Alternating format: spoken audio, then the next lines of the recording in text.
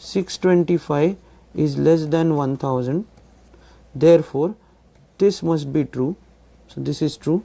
If this is true, then this is true, then this is true, therefore this also must be true. So we have proved 2 by 3 less than log to the base 10 of 5 less than 3 by 4.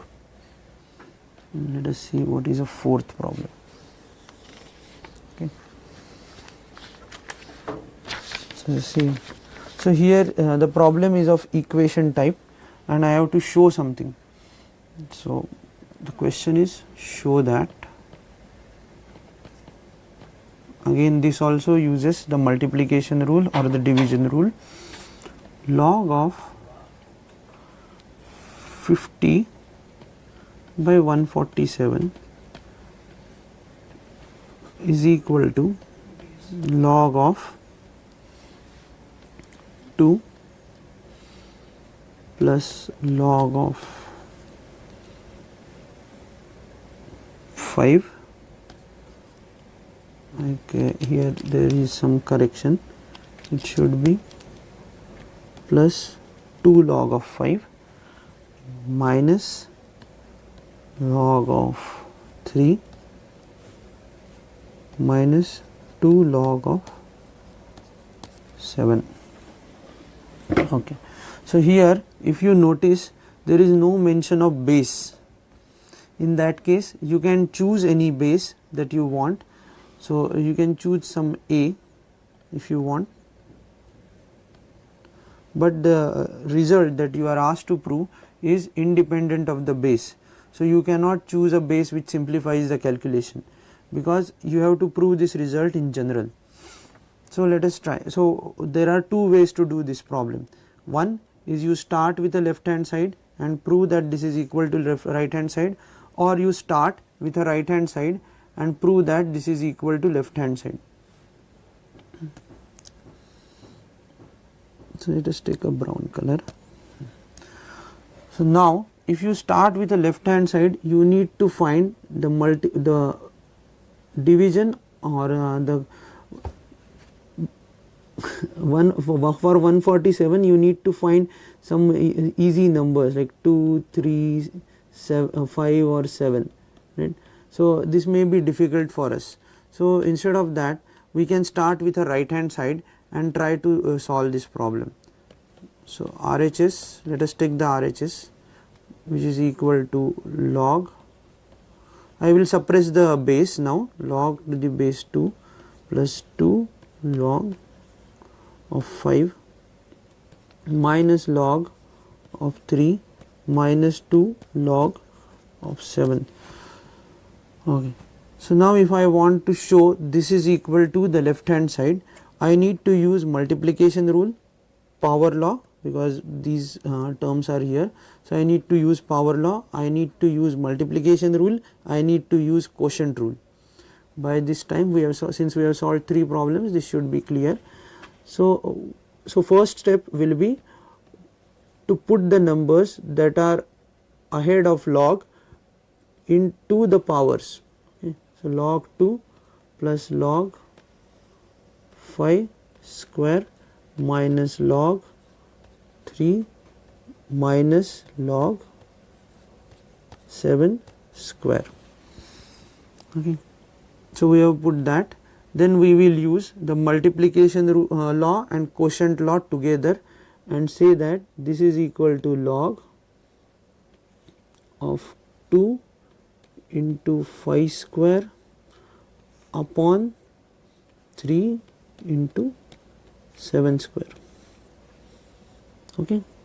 Now is this equal to, what will this be equal to? 5 square is 25, 25 into 2 is 150, log of 150.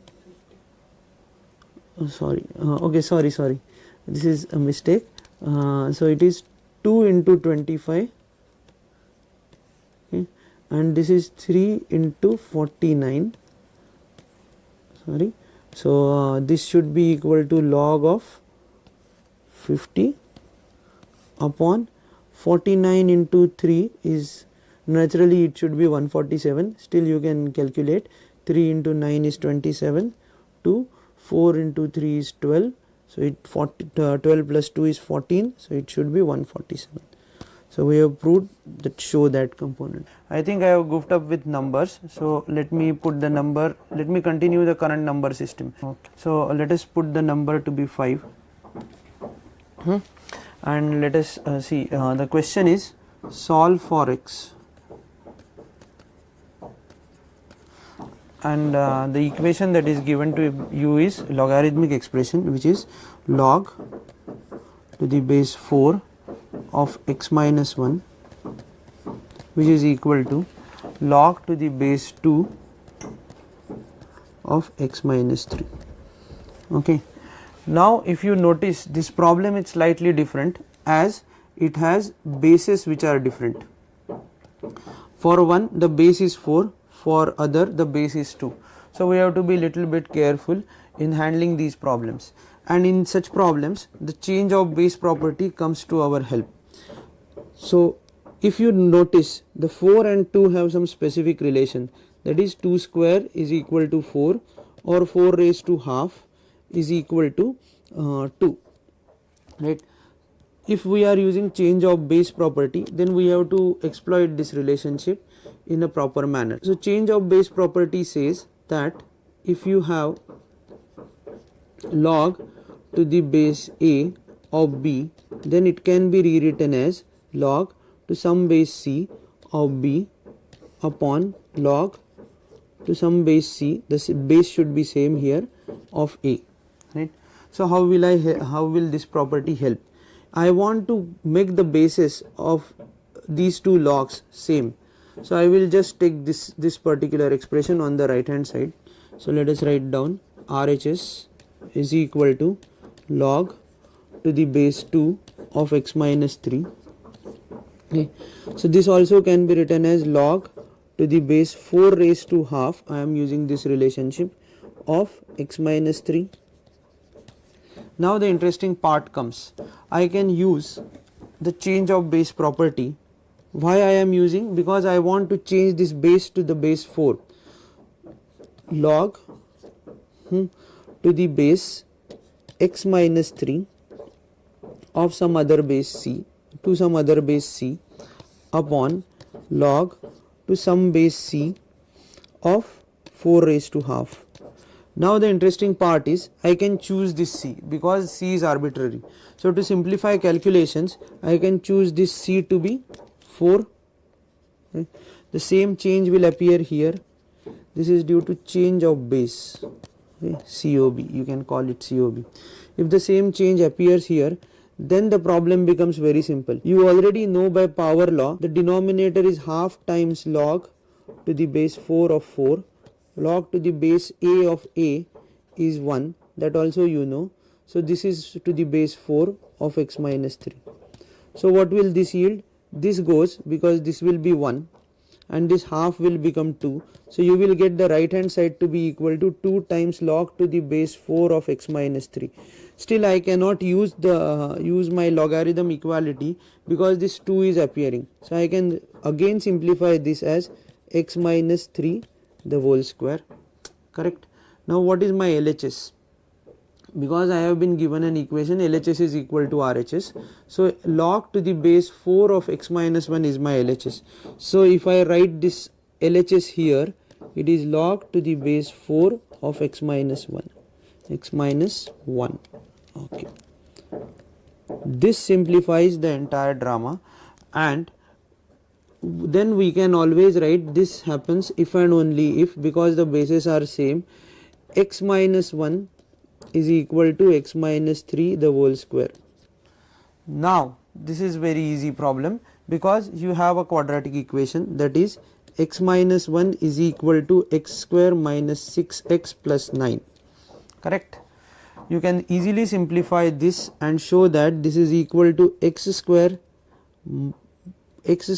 you can take this to the other side, so it will be minus 7x plus 10 is equal to 0, correct. And then it is very well known, you can factorize this very easily, which is equal to x minus 5 into x minus 2 is equal to 0, correct. if that is the case, then my x is equal to 5 and 2 are the possible solutions to this problem. Possible solutions. Okay, now what we need to do is, because we are solving an equation which involves logarithms, we have to check if we substitute the values whether they yield positive argument or not. So that is what we will do. So let us take case 1. Case 1 is x is equal to 2 and it gives log, let us take the right hand side, 8x minus 3, which will give you log of 2 minus 1. So log of some base, let us say 4 to the base minus 1, it is actually root 4. So this is chucked out, and x is equal to 5 is let us say log of x minus 3 to the base 2. So this is again equal to log it's 5 minus 3 to the base 2 of 2, which is equal to 1. Therefore x is equal to 5 satisfies the equation, and x is equal to 5 is the only possible solution of this problem. To summarize today's lecture, what we have done is, today we have demonstrated the use of laws of logarithms based on the elementary problems that are associated with this logarithms. And in the next class we will again do the same thing, but we will take intermediate level problems and solve those problems with increasing level of difficulty, and again demonstrate the same use of laws of logarithms. So we will end today's session, and thanks for watching. See you in the next class.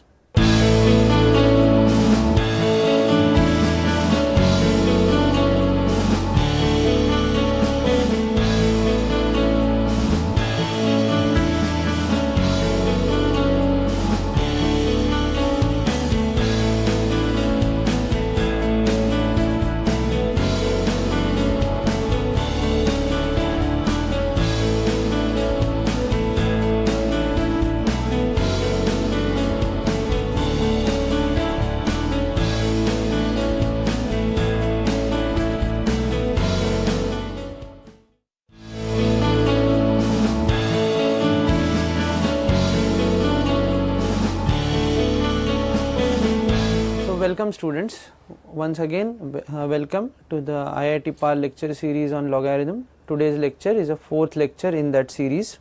As I mentioned, now the problems are getting little bit difficult.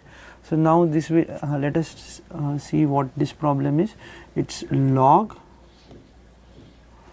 to the base, some base x upon b minus c is equal to log of y upon c minus a, which is equal to log of z upon a minus b.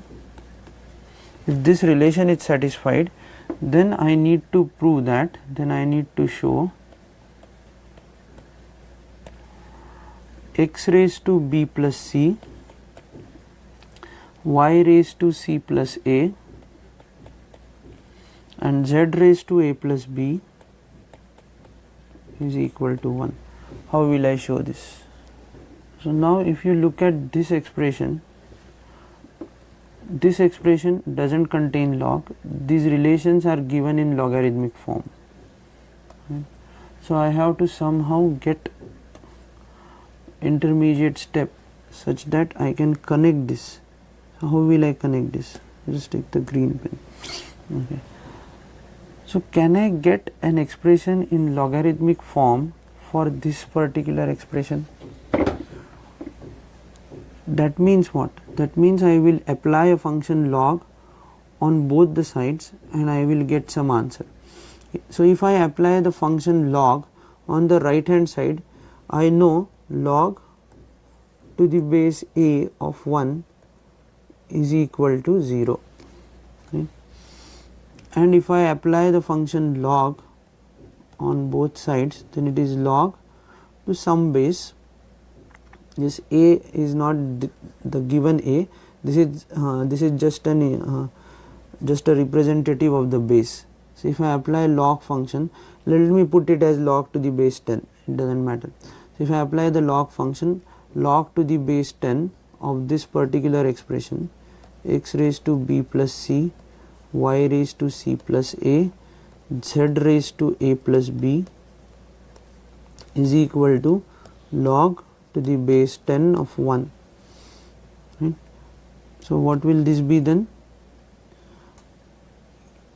This particular thing is of the form m into n into p and log to the base some r of m into n into p. So I can apply that extended multiplication law and I can rewrite this as log to the base 10 of x raised to b plus c plus log to the base 10 of y raised to c plus a plus log to the base 10 of z raised to a plus b. It does not matter whether this is 10 or not, it is some representative that I am taking, and this is equal to 0. So I am rewriting this expression. So this is if and only if this is valid. Now this expression is valid and therefore I can use a power law, which is a log to the base a of m raised to n is equal to n log to the base a of m. So I will use the power law, which will give me b plus c log to the base 10 of x plus c plus a log to the base 10 of y plus a plus b into log to the base 10 of z is equal to 0. Right. Now you just look at this expression. I cannot use this expression as it is, but what I can do is I can use the power of ratios and say that if all these ratios are equal, then let them be equal to some w, that is log of x upon b minus c. So I have simplified the side which I want to show. Now I am taking the given and now I am trying to simplify the given y upon c minus a upon a minus b. Let this be equal to some w. Okay. That means what? My log x, if I take log x, it will be some w times b minus c. If I want to take log y will be equal to some w times here c minus a, and log z will be equal to w times a minus b. Okay. If it is this, then can I substitute this for the expression which I simplified? So let us for brevity let us say it's log to the base 10, 10, 10. It does not matter, this is just a representative. I can put any base. So now if I can do that, then I will substitute these values in place of log to the base 10 of x, log to the base 10 of y, log to the base 10 of z. Okay. So what will it be then? Let me say this expression to be star. Then I will put these values, all these values, let us say double star. So putting double star in star, what do we get? So it's b plus c times log to the base 10 of x, which is w into b minus c. So let me write b minus c into w plus c plus a as it is into c minus a into w plus a plus b as it is into a minus b into w. which is equal to 0. What does this mean? We already know it is W in common, B square minus C square plus C square minus A square plus A square minus B square, which is equal to 0. So W cannot be 0 because it's a ratio of something. So W is non-zero. So now if at all this has to be true, this ratio should, this particular sum should be 0. So am I getting this? B square with a negative B square, C square with a negative C square, A square with a negative A square. So I am getting this to be equal to 0. So basically what I am getting is W into 0 is equal to 0, which is valid. Therefore I have shown that if this relation is satisfied, these terms will equate to 1. Okay. I hope it is clear. Now let us try to solve another example, which is say 6. It was 6. Now let us make it. Let us find seventh one. Seventh problem. Okay. Seventh problem is, it will be simple, but seventh problem is again that equality problem. If A square is equal to B cube is equal to C raised to 5, which is also equal to D raised to 6, then show that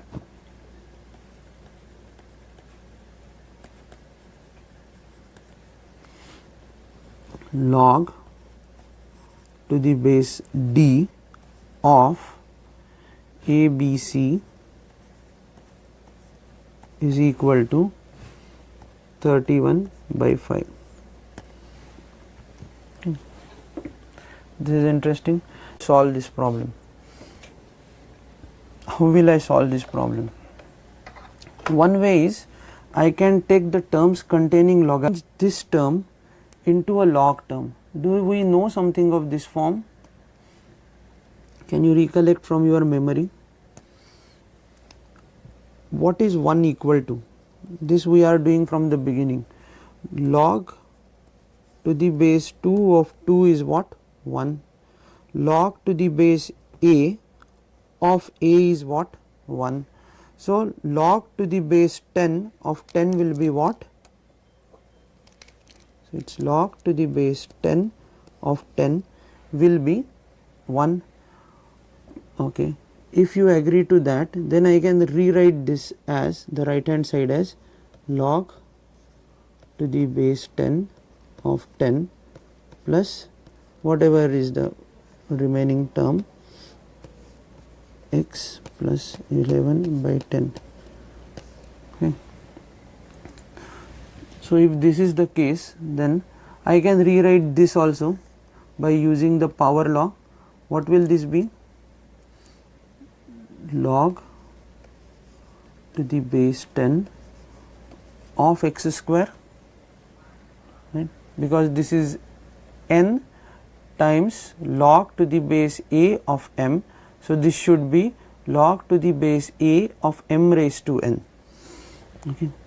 So let me change the color now. I will put the color as green again and try to solve this problem. Okay. So now here all the bases are same, so I can use my multiplication rule. So if I use the multiplication rule for this, it will be log to the base 10 of 10 into x plus 11 by 10. Hope all of you understand this. This is again as it is log to the base 10 of x square. What should be the next step? I want to eliminate these log terms. Again I will use the same logic as log to the base a of m is equal to log to the base a of n, then m must be equal to n. this is true if and only if. So this property I will use. Then what will I get? I will get x square is equal to 10 times x plus 11 by 10. Okay. Now this 10 will help. Had it not been log to the base 10, then we could have landed up in problems. So now because of this 10, what I have is 10x plus 11, and this is x square. So now it's a simple quadratic equation, x square minus 10x minus 11 is equal to 0. Can you factorize this equation? We can easily factorize this, assuming x square minus 11x plus x minus 11 is equal to 0. If you can do this, then what will be the factors? X minus 11 is one factor, and because the negative sign is retained, this factor should be x plus 1. Just check once whether I get the same. So what should be my answer for x? X should be minus 1 or plus 11. Okay. Now we will follow the same strategy. We have to feed back these answers into our original expression, not any expression in between. We have to feed back them in the original expression. Okay. So for example, if you use this expression for feeding back the answer and feed the value of minus 1 here, you will get a valid log. But this is something that is not given to you. This you have converted. So you will feed back into this particular expression. If you feed this value of minus 1 into the original expression, which is this, then what do you get? It's 2 times log to the base 10 of minus 1. This particular log is not defined. By this time you should be very clear that any negative number we are not defining. Slightly zoom out just to make sure that everything is visible. So if this is not defined, then my case 1, which is x is equal to minus 1, cannot be there, and therefore x is equal to minus 1 is not solution to this equation. Then I am left with only one term, which is x is equal to 11. So if I substitute, so my case 2 is x is equal to 11. If I substitute, again you have to substitute, since this is a positive number, it will not create any problems. So let us substitute this into this expression and verify we get the answer. So it's 2 times log to the base 10 of 11, which is equal to 1 plus log to the base 10 of 11 plus 10, sorry, plus 11 by 10. So it should be 11 by 10. That's fine. So do we get the answer? Log to the base 10 of 11 square, which is 121. So I should get this also to be equal to 121. Right? So it is 1 plus log to the base 10 of 11 into 10, which is 110 plus 11 by 10, isn't it? So this is also equal to 1 plus, what will this value be? 110 plus 11, it should be 121 log to the base 10 of 121 by 10, right? But this is nothing but of the form m by n. Therefore I can use the division rule or division law or quotient law we call, is equal to 1 plus log to the base 10 of 121 minus log to the base 10 of 10. Log to the base 10 of 10 is 1, so it will cancel with this. Therefore, my LHS is equal to RHS and x is equal to 11 is the solution. So, the answer is x is equal to 11 is the only solution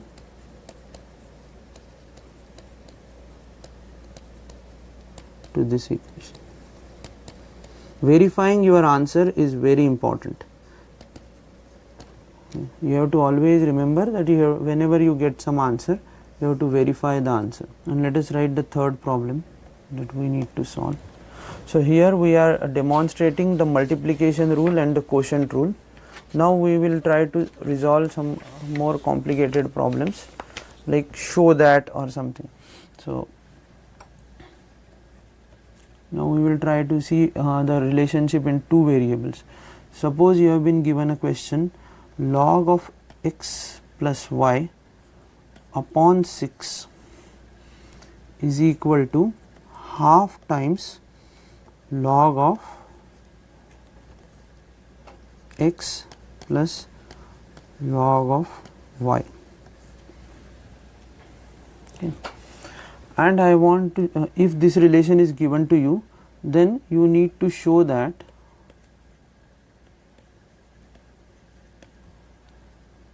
x upon y plus y upon x is equal to 34. This is an interesting question. First, it teaches us something. First, you look at this expression. Let me change the color. This is the problem that is given to us. First, you look at this expression, the left hand side. Okay. So, if I have been given log of x plus y, does that mean this is equal to log of x plus log of y? Question mark. No, this is wrong, because we are never dealing with log of x plus y. We are always dealing with log of the form x into y. Now, you know log of x into y is log of x plus log of y. So, using this observation, if you look at the right hand side of this expression, then you will get something which is very nice. Okay. Then what I need to prove is a quantity which is without logs. So, somehow I have to do some manipulation so that the logs are eliminated. So, what I want in general, my guess is I need some quantity like log of some expression AB, some expression is equal to log of some other expression CD. This is what I should achieve. If I achieve that, then I will be able to do something of this form. So, let us try to do it. So, as our observation suggests that we can use the multiplication law. So, let us why don't we use the multiplication law? So, it is log of x plus y upon 6 is equal to half into log of x into y. Here I have suppressed the bases, so you can choose any base if you want, but the base is not important here. Only thing we need to know is the base is a common base. Okay. So, whenever bases are suppressed, it is generally known that the bases are common bases. So, if I do this, then it is this way. You have to write everywhere this A. Okay. So, now I have this expression. Can I further simplify this expression? Yes, I can. This 1 by 2 is creating a problem for me. So, what I will do is I will push this 1 by 2 to this side, and that will make this particular expression as 2 times log to the base A of x plus y, okay, x plus y upon 6, this entire thing is in the brackets, is equal to log to the base A of x into y, correct. So, what does that mean? This means log to the base a of x plus y the whole square upon 6 square, which will be 36, is equal to log to the base a of xy. So I have achieved a form which I wanted. This is the form that I wanted. So I can use our standard rule, which is log to the base a of m is equal to log to the base a of n if and only if m is equal to n.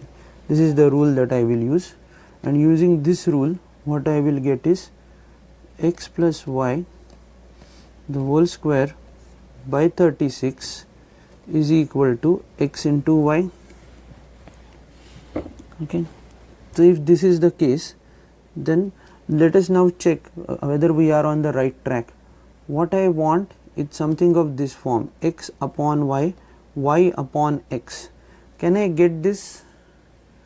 I think we are on the right track. If I expand this and divide the entire term by xy or do some manipulation, then I will get y by x and x by y. So let us try to do it. This is x square plus y square plus 2xy is equal to, I will pull this 36 to the numerator on the right hand side, xy. Okay, then I can guess I am on the right track because the right hand side had some number, so as 34. I can actually get the number 34 by doing some simple manipulation, which is x square plus y square is equal to 36 minus 2, which is 34 xy. Okay, then I am almost solved the problem because I can divide this by xy, and what I get is x square plus y square upon xy is equal to 34. Now this term should be the expression on the left hand side of our to show identity. So if you take the individual terms, the first term will be x upon y plus the second term will be y upon x, which is equal to 34. This is what we desired in the beginning. Yes, this is what our identity was: x by y plus y by x to be equal to 34. Let me shrink it a bit so that everything is visible. Yes, we wanted what we got. Here there is no cross checking because you have been given an expression and you have to show that. So if you can show that, you are done. So this is our third problem of today. Is this the third problem? Let me check. Yes. Now we can solve the fourth problem of today. Let us write the fourth problem of today. So now if you notice, the problems are getting trickier. So now the question is, if a square minus 12ab plus 4b square is equal to 0, then prove that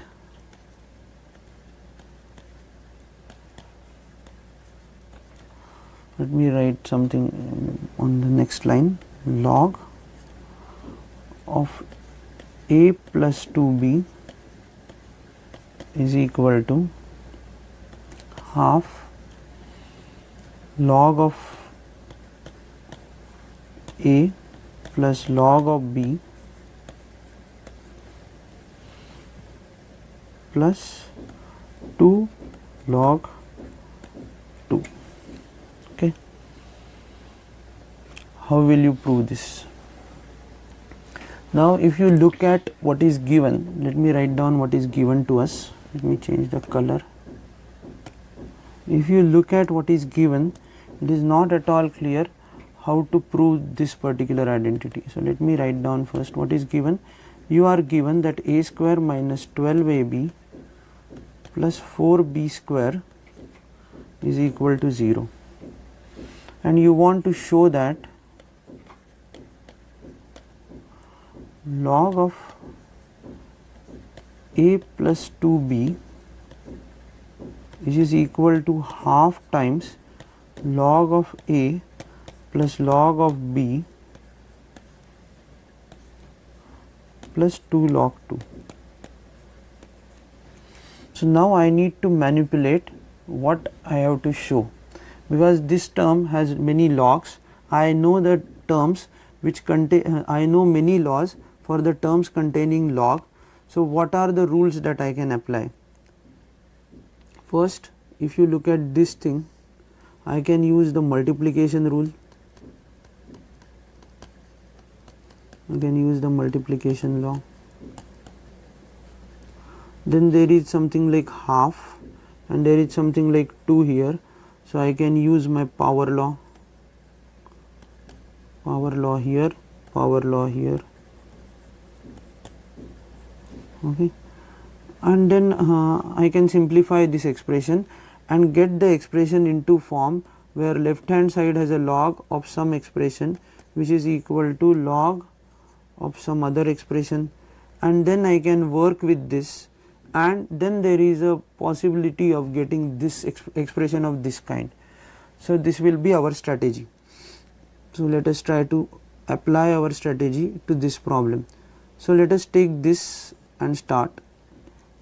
So let left hand side be as it is, log of a plus 2b, which is equal to, so let us first apply the multiplication rule and the product rule together, which is equal to log of ab, which is the result of multiplication rule, and I have half over here.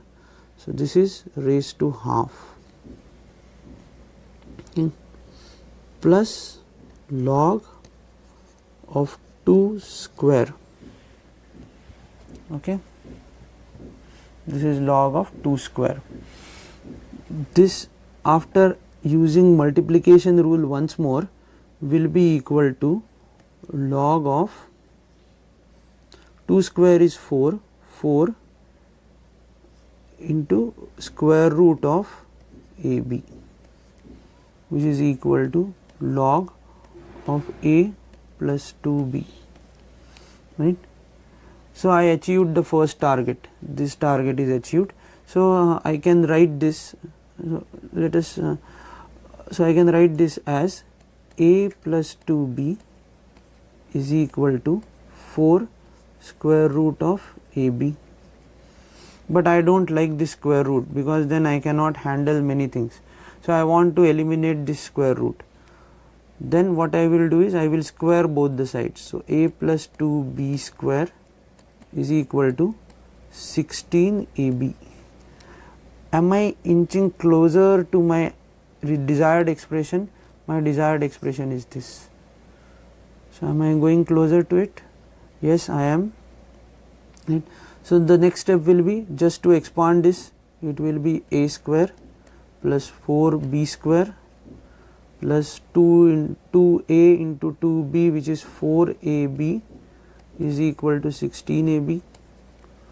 Then I got the expression. So it's A square plus 4B square, and take this 16AB on the other side, minus 12AB is equal to 0.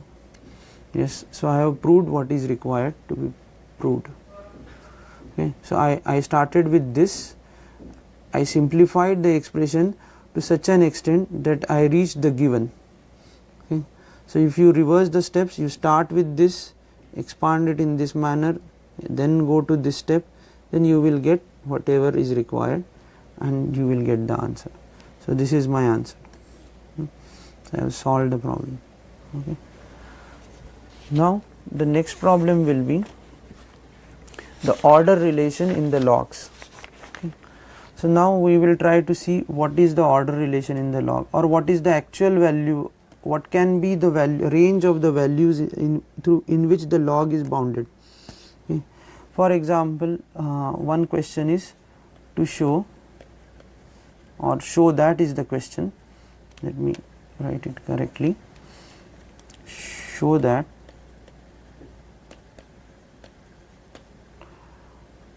two by 3 is less than log to the base 10 of 5 is less than 3 by 4.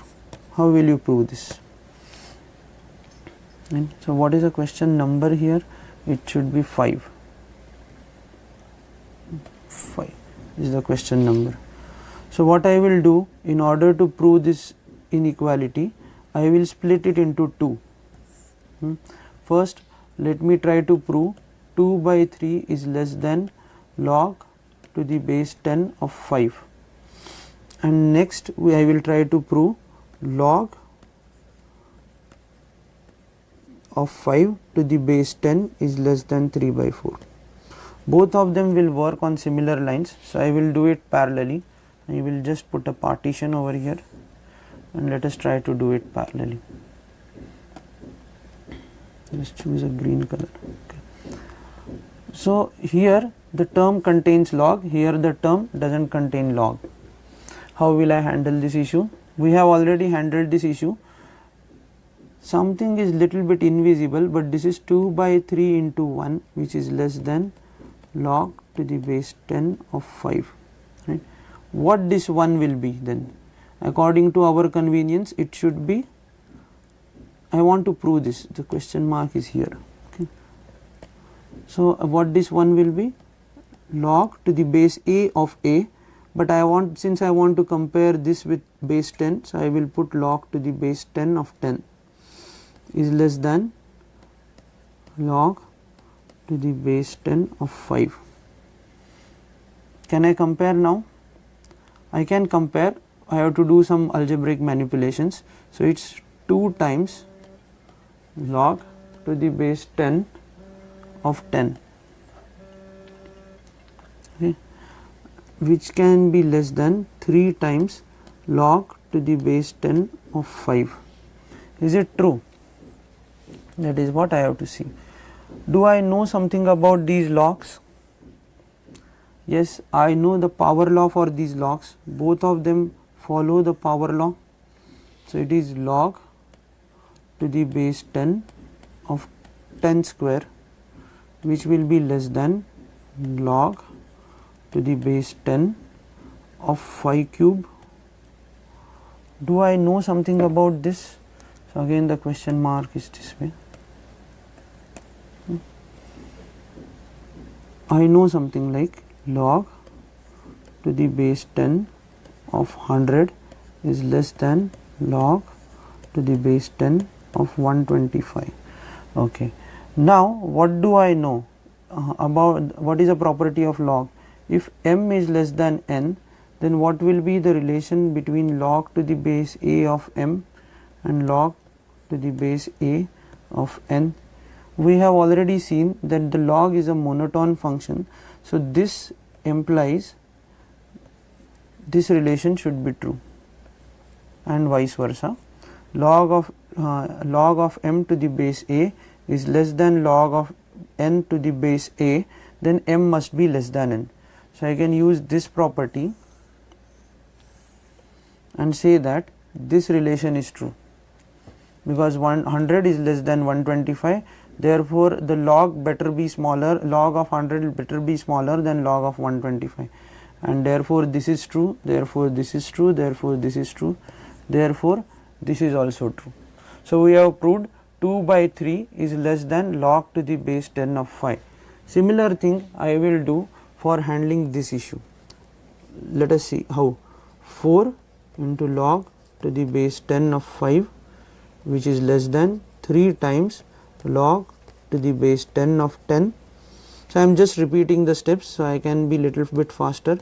Log to the base 10 of 5 raised to 4, which is less than log to the base 10 of 10 raised to 3.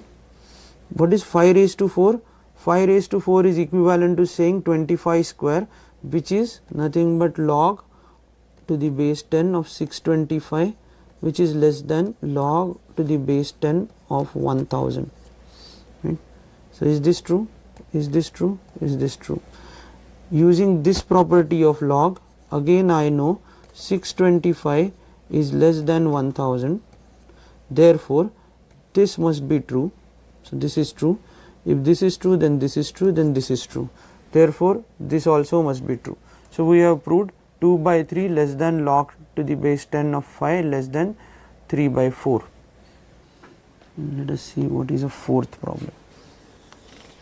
Okay. So see, so here the problem is of equation type and I have to show something. So the question is show that, again this also uses the multiplication rule or the division rule. Log of 50 by 147 is equal to log of 2 plus log of 5. Okay, here there is some correction, it should be plus 2 log of 5 minus log of 3 minus 2 log of 7. Okay, so here if you notice there is no mention of base. In that case you can choose any base that you want. So you can choose some A if you want, but the result that you are asked to prove is independent of the base. So you cannot choose a base which simplifies the calculation, because you have to prove this result in general. So let us try. So there are two ways to do this problem. One is you start with the left hand side and prove that this is equal to right hand side, or you start with a right hand side and prove that this is equal to left hand side. So let us take a brown color. So now if you start with the left hand side, you need to find the division or the for 147 you need to find some easy numbers like 2, 3, 7, 5 or 7, right. So this may be difficult for us. So instead of that we can start with a right hand side and try to solve this problem. So RHS, let us take the RHS, which is equal to log, I will suppress the base now, log to the base 2 plus 2 log of 5 minus log of 3 minus 2 log of 7. Okay. So now if I want to show this is equal to the left hand side, I need to use multiplication rule, power law, because these terms are here. So I need to use power law, I need to use multiplication rule, I need to use quotient rule. By this time we have since we have solved 3 problems, this should be clear. So first step will be to put the numbers that are ahead of log into the powers. Okay. So log 2 plus log 5 square minus log 3 minus log 7 square. Okay. So we have put that. Then we will use the multiplication law and quotient law together and say that this is equal to log of 2 into 5 square upon 3 into 7 square. Okay. Now is this equal to, what will this be equal to? 5 square is 25, 25 into 2 is 150, log of 150, sorry, this is a mistake. So it is 2 into 25, okay, and this is 3 into 49, sorry. So this should be equal to log of 50 upon 49 into 3 is, naturally it should be 147, still you can calculate. 3 into 9 is 27, 2, 4 into 3 is 12, so it 12 plus 2 is 14, so it should be 147. So we have proved that, show that component. I think I have goofed up with numbers, so let me put the number, let me continue the current number system. Okay. So let us put the number to be 5, and let us see, the question is solve for x. and the equation that is given to you is logarithmic expression, which is log to the base 4 of x minus 1, which is equal to log to the base 2 of x minus 3. Okay. Now if you notice, this problem is slightly different as it has bases which are different. For one the base is 4, for other the base is 2. So we have to be little bit careful in handling these problems, and in such problems the change of base property comes to our help. So if you notice, the 4 and 2 have some specific relation, that is 2 square is equal to 4 or 4 raised to half is equal to 2, right.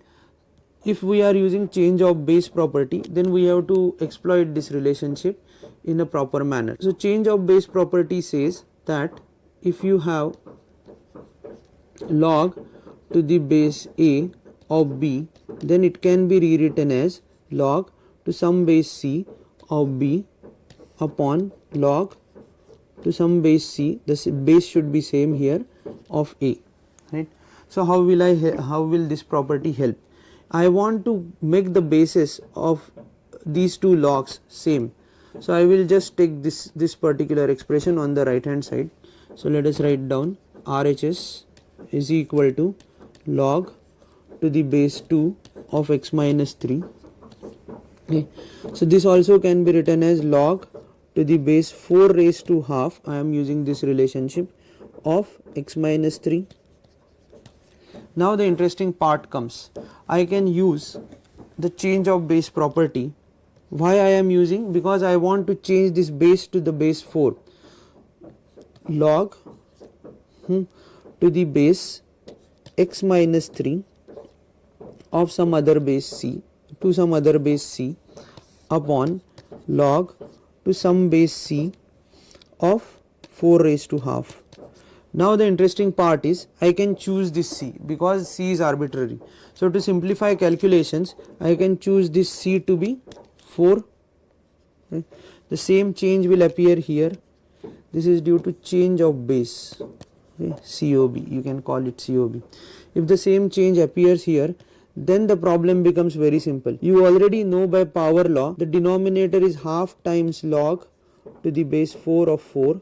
Log to the base a of a is 1, that also you know. So this is to the base 4 of x minus 3. So what will this yield? This goes because this will be 1 and this half will become 2. So you will get the right hand side to be equal to 2 times log to the base 4 of x minus 3. Still I cannot use my logarithm equality because this 2 is appearing. So I can again simplify this as x minus 3 the whole square, correct. Now what is my LHS? Because I have been given an equation, LHS is equal to RHS. So log to the base 4 of x minus 1 is my LHS. So if I write this LHS here, it is log to the base 4 of x minus 1, x minus 1. Okay. This simplifies the entire drama, and then we can always write this happens if and only if, because the bases are same, x minus 1 is equal to x minus 3 the whole square. Now this is very easy problem because you have a quadratic equation, that is x minus 1 is equal to x square minus 6x plus 9, correct. You can easily simplify this and show that this is equal to x square, you can take this to the other side, so it will be minus 7x plus 10 is equal to 0, correct. And then it is very well known, you can factorize this very easily, which is equal to x minus 5 into x minus 2 is equal to 0, correct. If that is the case, then my x is equal to 5 and 2 are the possible solutions to this problem. Possible solutions. Okay. Now what we need to do is, because we are solving an equation which involves logarithms, we have to check if we substitute the values whether they yield positive argument or not. So that is what we will do. So let us take case 1. Case 1 is x is equal to 2 and it gives log, let us take the right hand side, 8x minus 3, which will give you log of 2 minus 1. So log of some base, let us say 4 to the base minus 1, it is actually root 4. So this is chucked out, and x is equal to 5 is let us say log of x minus 3 to the base 2. So this is again equal to log, it's 5 minus 3 to the base 2 of 2, which is equal to 1. Therefore x is equal to 5 satisfies the equation, and x is equal to 5 is the only possible solution of this problem. To summarize today's lecture, what we have done is, today we have demonstrated the use of laws of logarithms based on the elementary problems that are associated with this logarithms. And in the next class we will again do the same thing, but we will take intermediate level problems and solve those problems with increasing level of difficulty, and again demonstrate the same use of laws of logarithms. So we will end today's session, and thanks for watching. See you in the next class.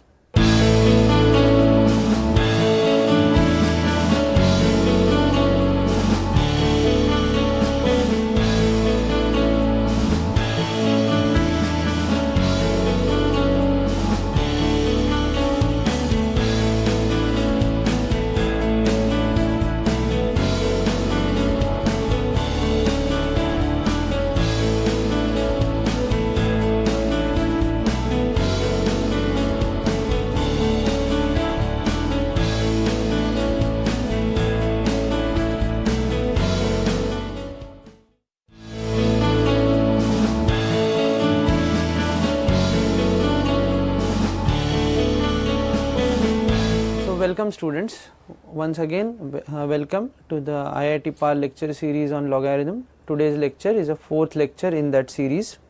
As I mentioned, now the problems are getting little bit difficult. So now this will let us see what this problem is. It's log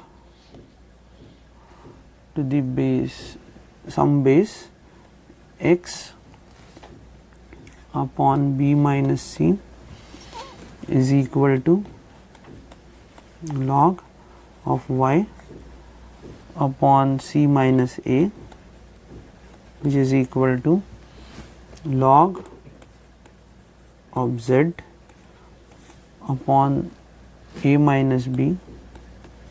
If this relation is satisfied, then I need to prove that, then I need to show x raised to b plus c, y raised to c plus a, and z raised to a plus b is equal to 1. How will I show this? So now if you look at this expression doesn't contain log. These relations are given in logarithmic form. Okay. So I have to somehow get intermediate step such that I can connect this. So how will I connect this? Just take the green pen. Okay.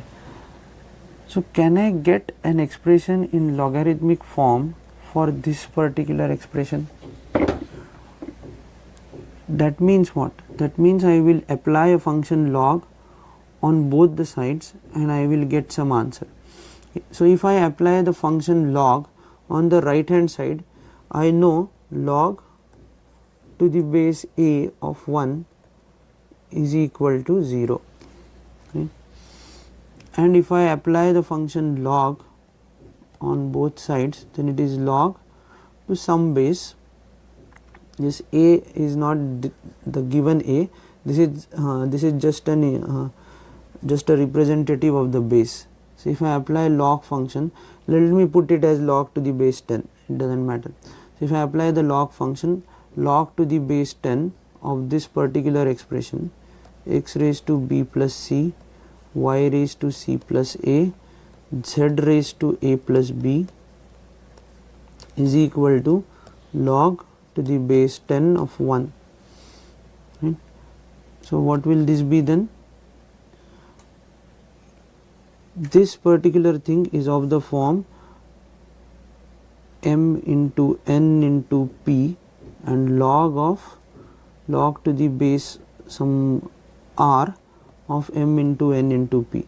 So I can apply that extended multiplication law and I can rewrite this as log to the base 10 of x raised to b plus c plus log to the base 10 of y raised to c plus a plus log to the base 10 of z raised to a plus b. It doesn't matter whether this is 10 or not, it is some representative that I am taking, and this is equal to 0. So I am rewriting this expression. So this is if and only if this is valid. Now this expression is valid and therefore I can use a power law, which is a log to the base a of m raised to n is equal to n log to the base a of m. So I will use the power law, which will give me b plus c log to the base 10 of x plus c plus a log to the base 10 of y plus a plus b into log to the base 10 of z is equal to 0. Right? Now you just look at this expression. I cannot use this expression as it is, but what I can do is I can use the power of ratios and say that if all these ratios are equal, then let them be equal to some w, that is log of x upon b minus c. So I have simplified the side which I want to show. Now I am taking the given and now I am trying to simplify the given y upon c minus a upon a minus b. Let this be equal to some w. Okay, that means what? My log x, if I take log x, it will be some w times b minus c. If I want to take log y will be equal to some w times here c minus a, and log z will be equal to w times a minus b. Okay, if it is this, then can I substitute this for the expression which I simplified? So let us for brevity let us say it's log to the base 10 10 10. It doesn't matter, this is just a representative. I can put any base. So now if I can do that, then I will substitute these values in place of log to the base 10 of x, log to the base 10 of y, log to the base 10 of z. Okay, so what will it be then? Let me say this expression to be star, then I will put these values, all these values, let us say double star. So putting double star in star, what do we get? So it's b plus c times log to the base 10 of x, which is w into b minus c.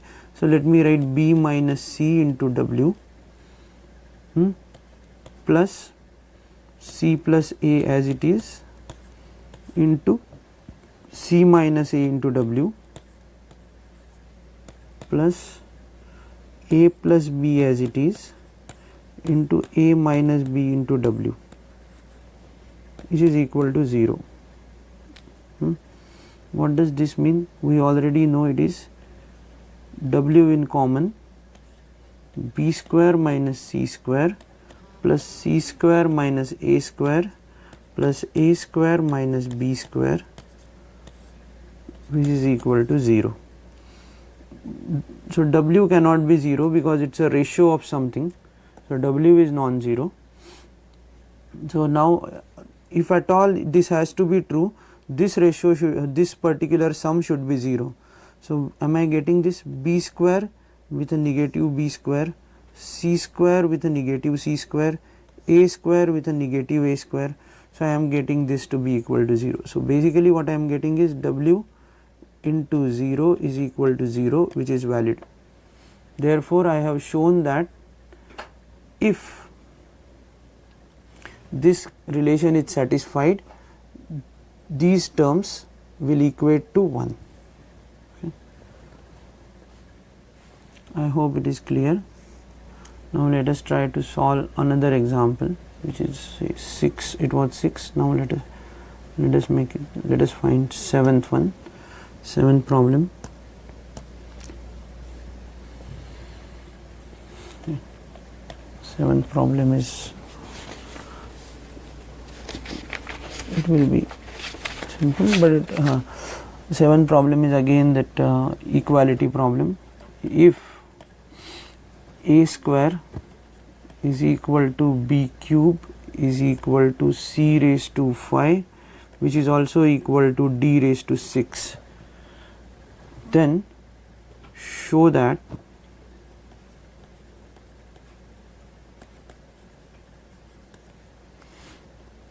log to the base D of ABC is equal to 31 by 5. Okay. This is interesting. Now again, since everything is equal, I will put this to be equal to some number, some constant.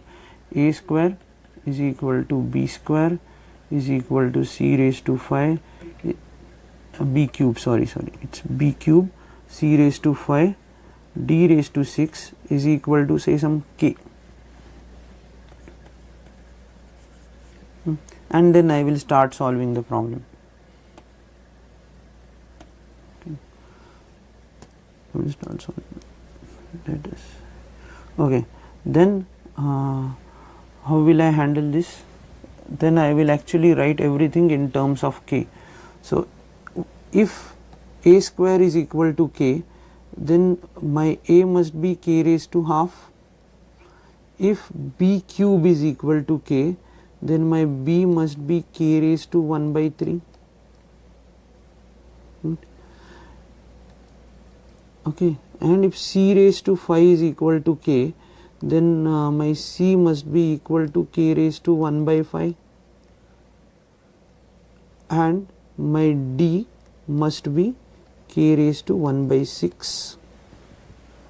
Okay, so once I have this transformation, I will substitute all the values for the left hand side of the to show expression. So it's log to the base, okay, let me write first the expression. D of ABC will be equal to log to the base. Now I will substitute for D, which is K raised to 1 by 6 into A is K raised to half, K raised to half, B is K raised to 1 by 3, and C is K raised to 1 by 5. So this is equal to log of K log to the base K raised to 1 by 6, K raised to half plus 1 by 3 plus 1 by 5. You can calculate this,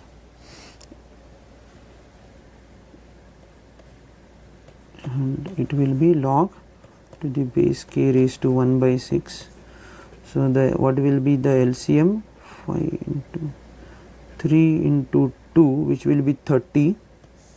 It will be 30 upon 5 into 3, 15, plus 5 into 2, 10, plus 6,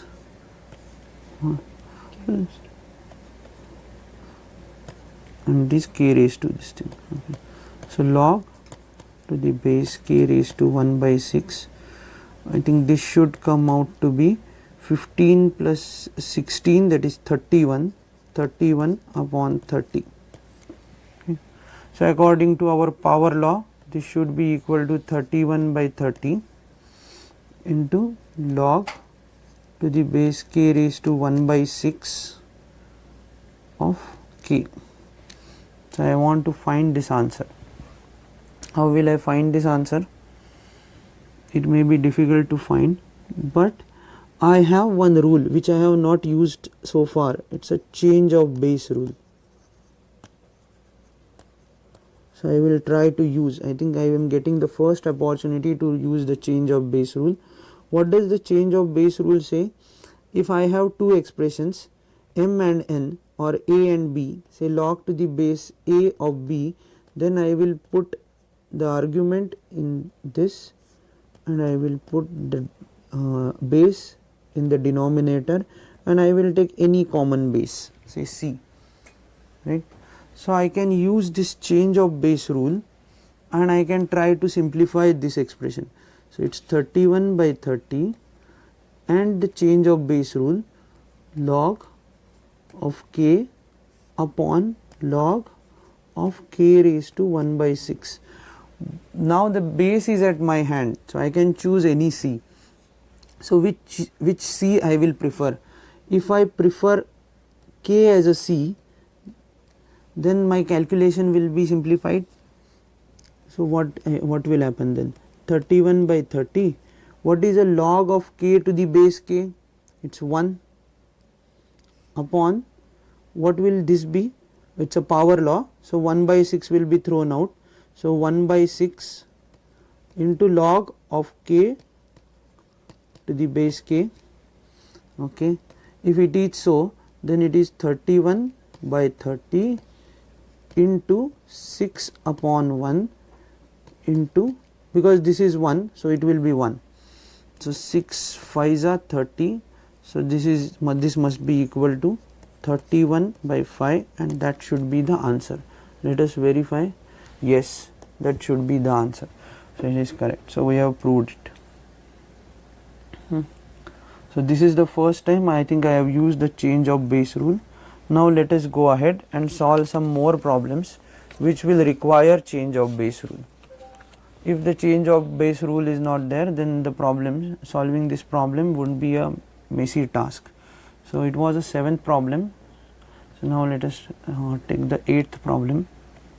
Let me change the color.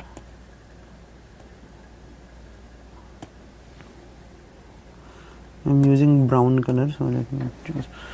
So this question, if you understand it from the perspective of change of rule, it will be easy. If you are not able to understand from the change of base rule perspective, then it will be difficult. In fact, this is a very easy question.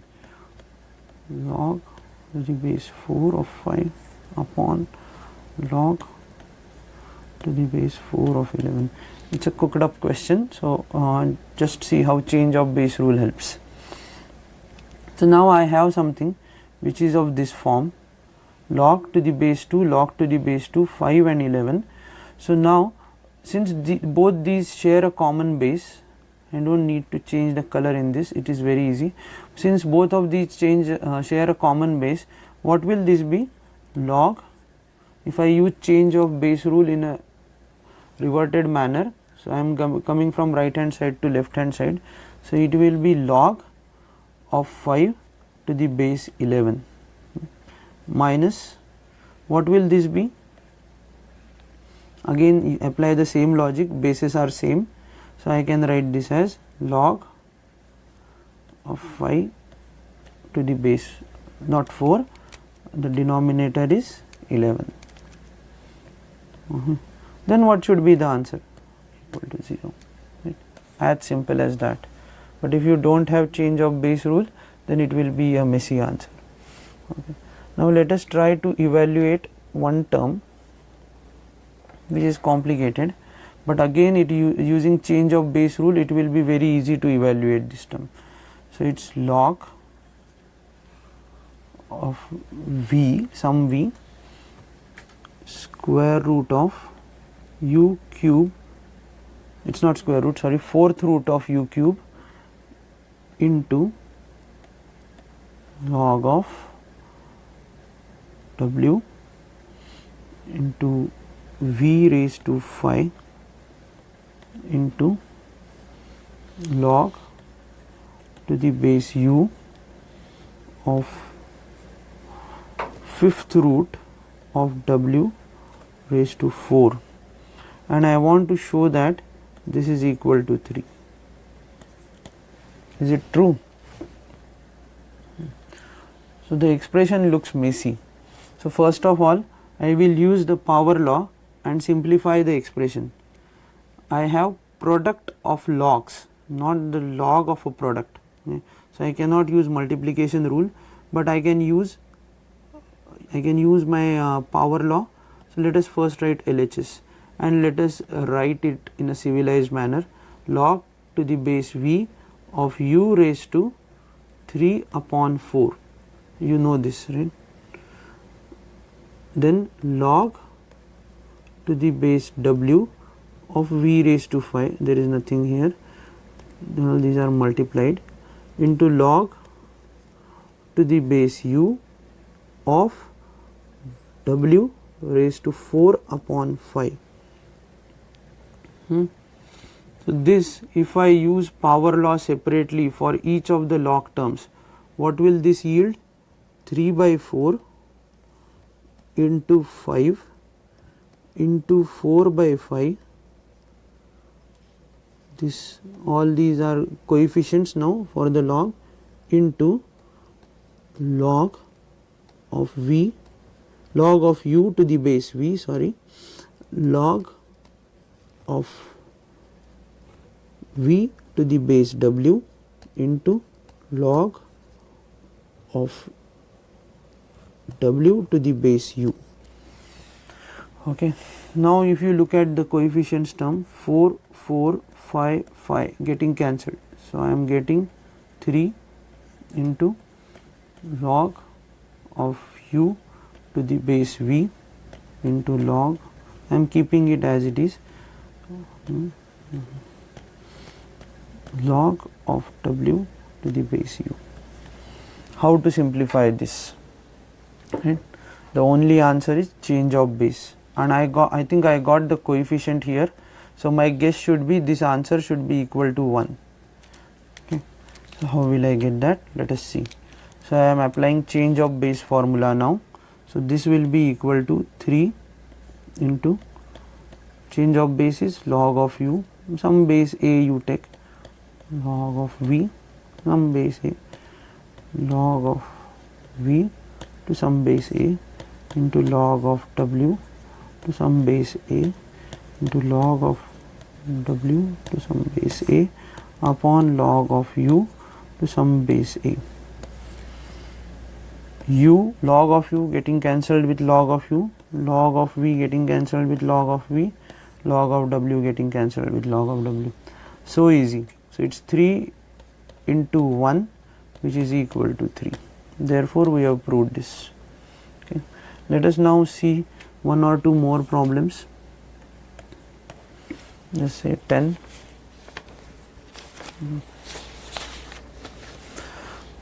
So again the same set of techniques will be used.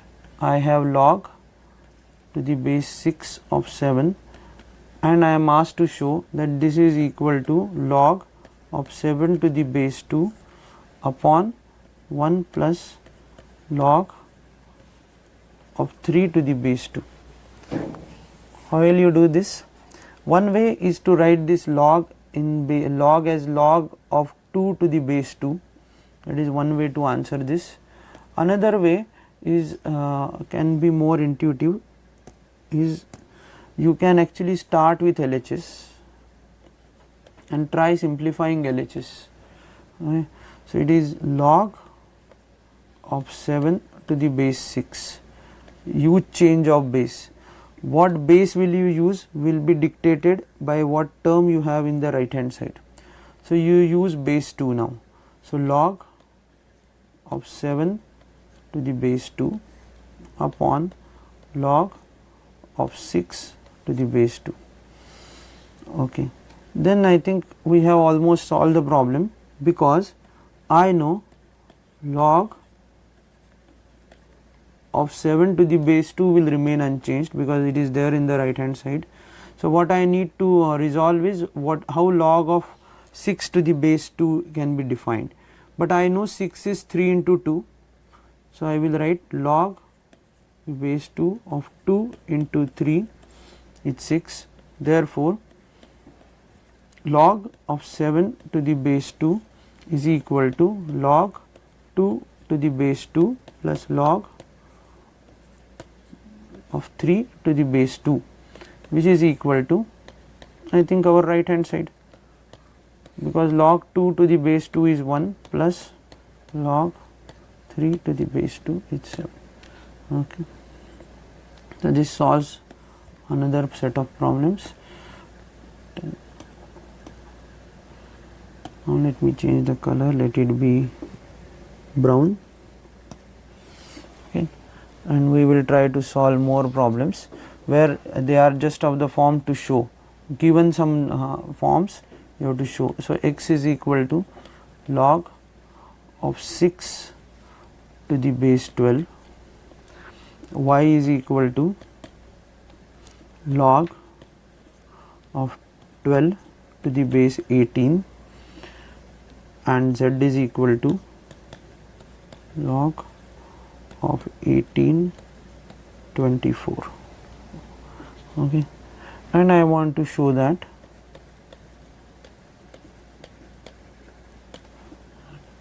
one plus x into y into z is equal to 2 into y into z. Okay, so this is my problem, and I think this is question number 11. Yes, this is question number 11. So how will you solve this problem?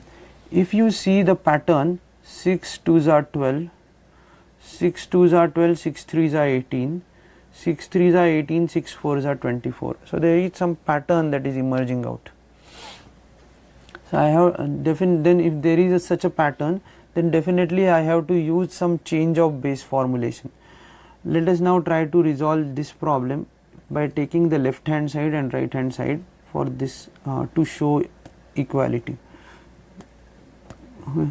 So let us start with LHS. If I show LHS is equal to RHS, I am done. So I am starting with 1 plus x y z. Again the equation has 1. So we have to be little bit careful. Let it be 1 as of now. So what is x? Log of 6 to the base 12 into what is y? Log of 12 to the base 18 into log of 18 to the base 24. Okay, great. Now I will rewrite this using change of base formula. So it's log of 6, I don't care about the base right now, log of 12 into log of 12 upon log of 18 into log of 18 upon log of 24, right. So whatever may be the base, log 12 cancels with log 12, log 18 cancels with log 18. So now this must be equal to 1 plus log of 6 upon log of 24, right. So this complicated expression now reduces to 1 plus log to the base 24 of 6, right. Okay. Now if I want to simplify this further, I will use the power of 1. What is 1?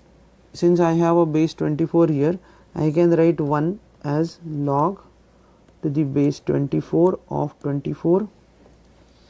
So this is log to the base 24 of 24 plus log to the base 24 of 6, which will be equal to log to the base 24 of 24 into 6.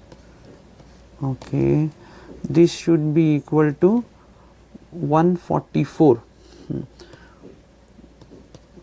Log to the base 24 of 24 5s are 120, 24 6s are 144. Yes, so it's 144. Okay. Now the other party, the other side, RHS is 2 times YZ. So let me do that also. So I will start with RHS is equal to 2 times Y into Z. What was Y and Z? Y and Z were log to the base 18 of 12 and Z was log to the base 24 of 18.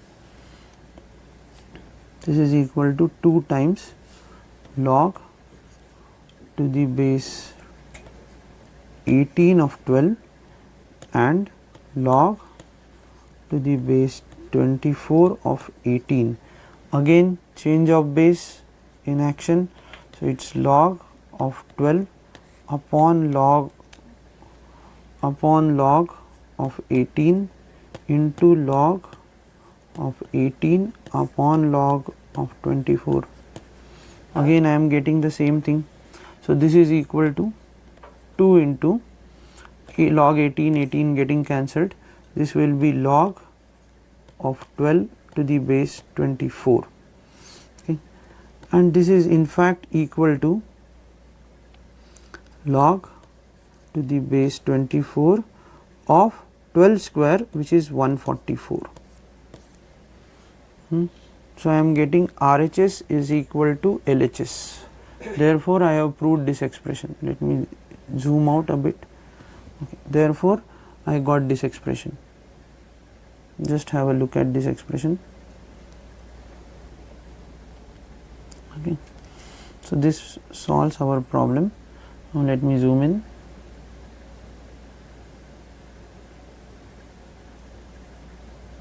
Okay. So now let us go to another problem, which will again demonstrate the use of change of base. So this will be the 12th problem of today.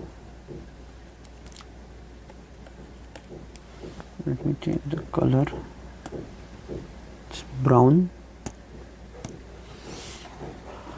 Okay, it's 1 upon log of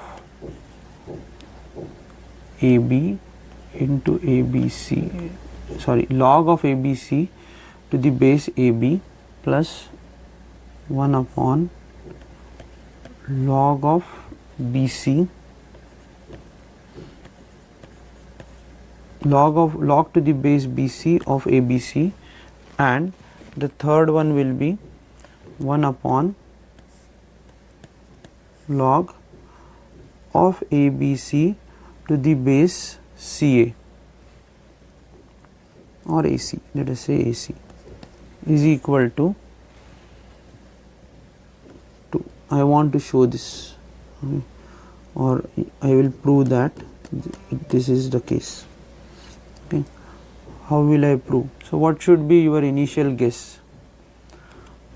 So first thing, you look at this problem. When you look at this problem, you will see the quantity, the argument ABC is same for all the logs, but the bases are varying. Do I have any trick which will say the bases are same and the arguments will vary? Do I have any such thing? So let us analyze the change of base formula, because the only formula that can help you is change of base formula. So log of B to the base A, change of base formula says is log of any other base B upon log of A, right?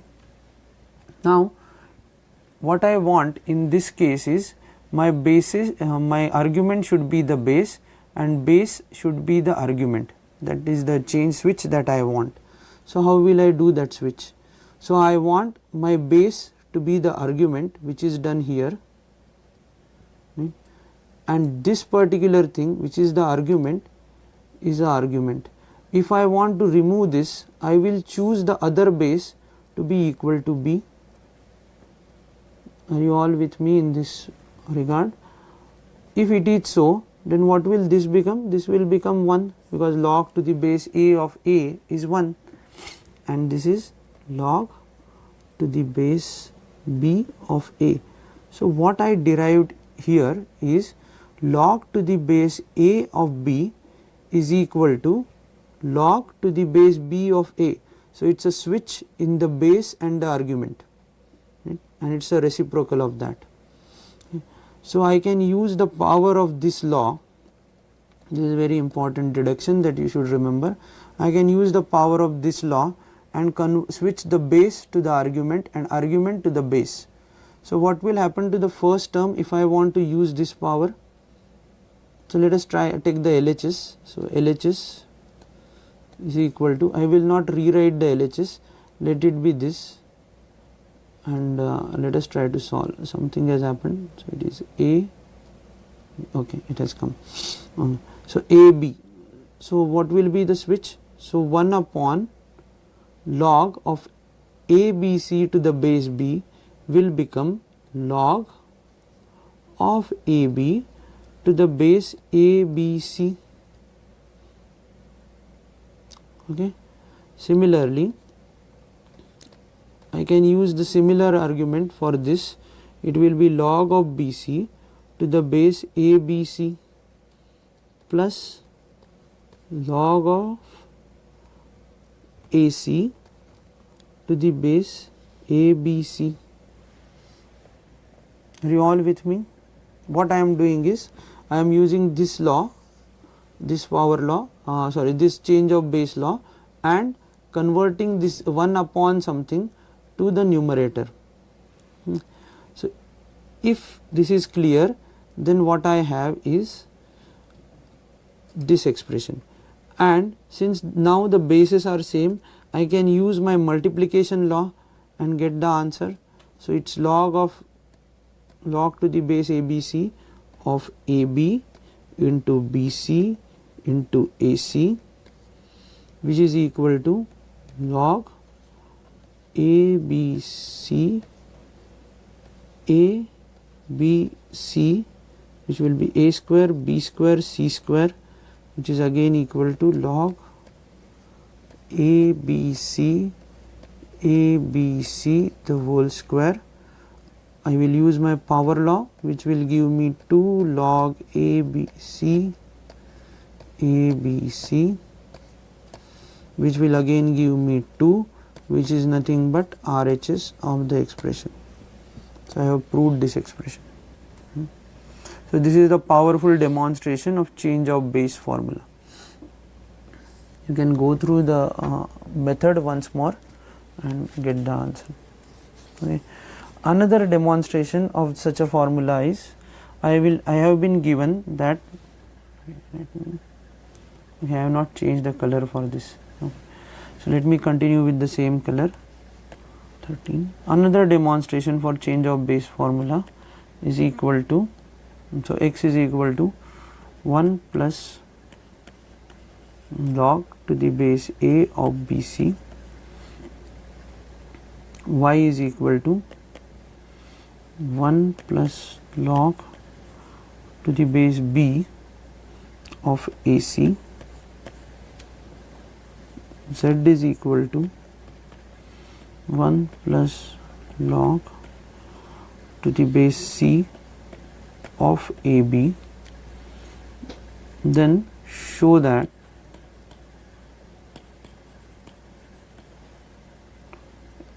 xy plus yz plus zx is equal to xyz.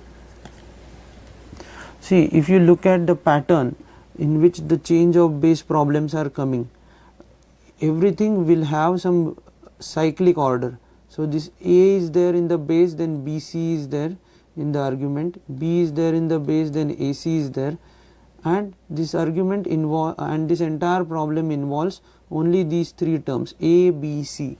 So if you get any problem in this pattern, then you should think of change of base formulation.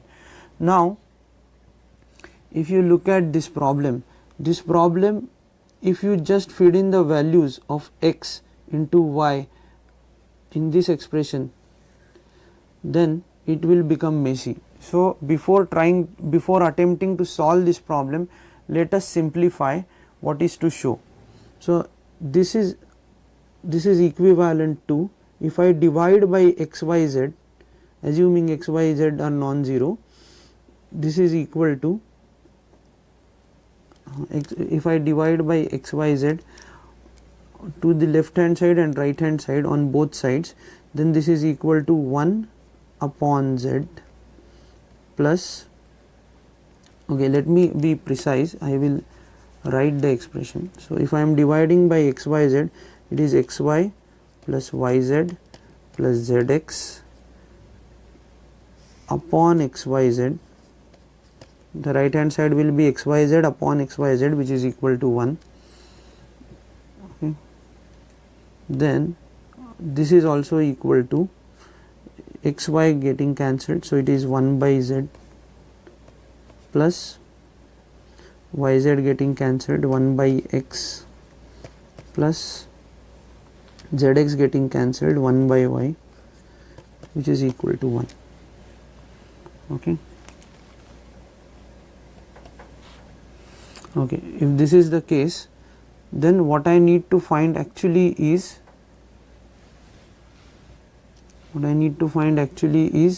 these expressions which are there.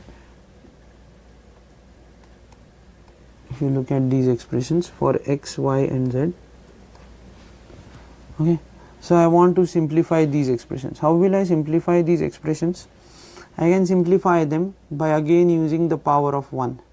Now I need to choose appropriate basis, right? What is missing here is a, what is missing here is b, and what is missing here is c. So I can put them in this place by using the power of 1. How? I will put 1 is equal to log of a to the base a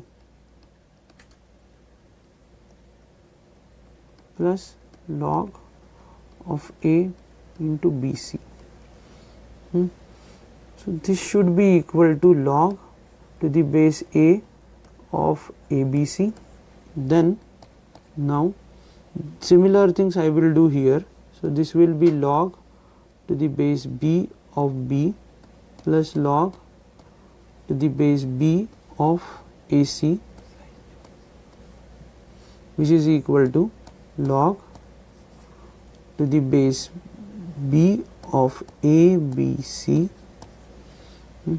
Similarly, I can do it here, log to the base c of c plus log to the base c of ab, which is equal to log to the base c of abc.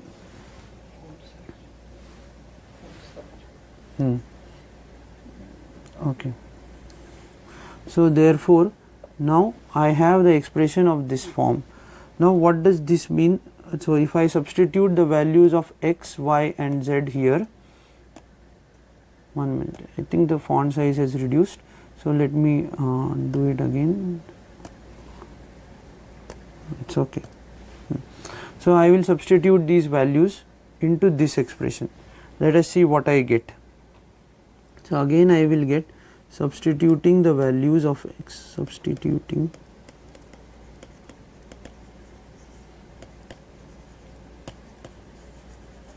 values of x, y and z, we get 1 by z. So it is 1 upon log to the base c of abc plus 1 upon log, it's x, so it will be log to the base a of abc plus 1 upon log to the base c, no, it's y, no? So it should be log to the base b of abc.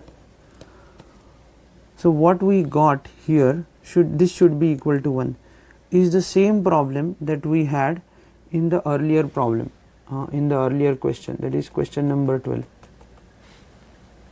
So if you can look at question number 12, we have something of this form, right? It's a similar problem. So what we will do is this.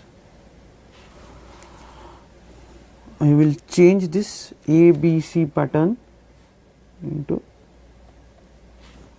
I will change this pattern, I will convert the argument to the base, and I will base to the argument. How will I do? Again the change of base rule, the deduction that I derived in the last problem will give me, this is log to the base ABC of C plus log to the base ABC of A plus log to the base ABC of B. Now can I say this is equal to 1? I can again use the multiplication rule and say that log of ABC to the base ABC, this particular thing is log of ABC to the base ABC, which will be naturally equal to 1, and therefore the answer is equal to 1. Because I derived it, so it is equivalent. So because I derived it from the earlier expression to show, it reduces to this, and then I substituted the values of x and y. So I should have taken the LHS here, so I should not have written this, I should not have written this equal to 1. So LHS is equal to this, therefore it is equal to this,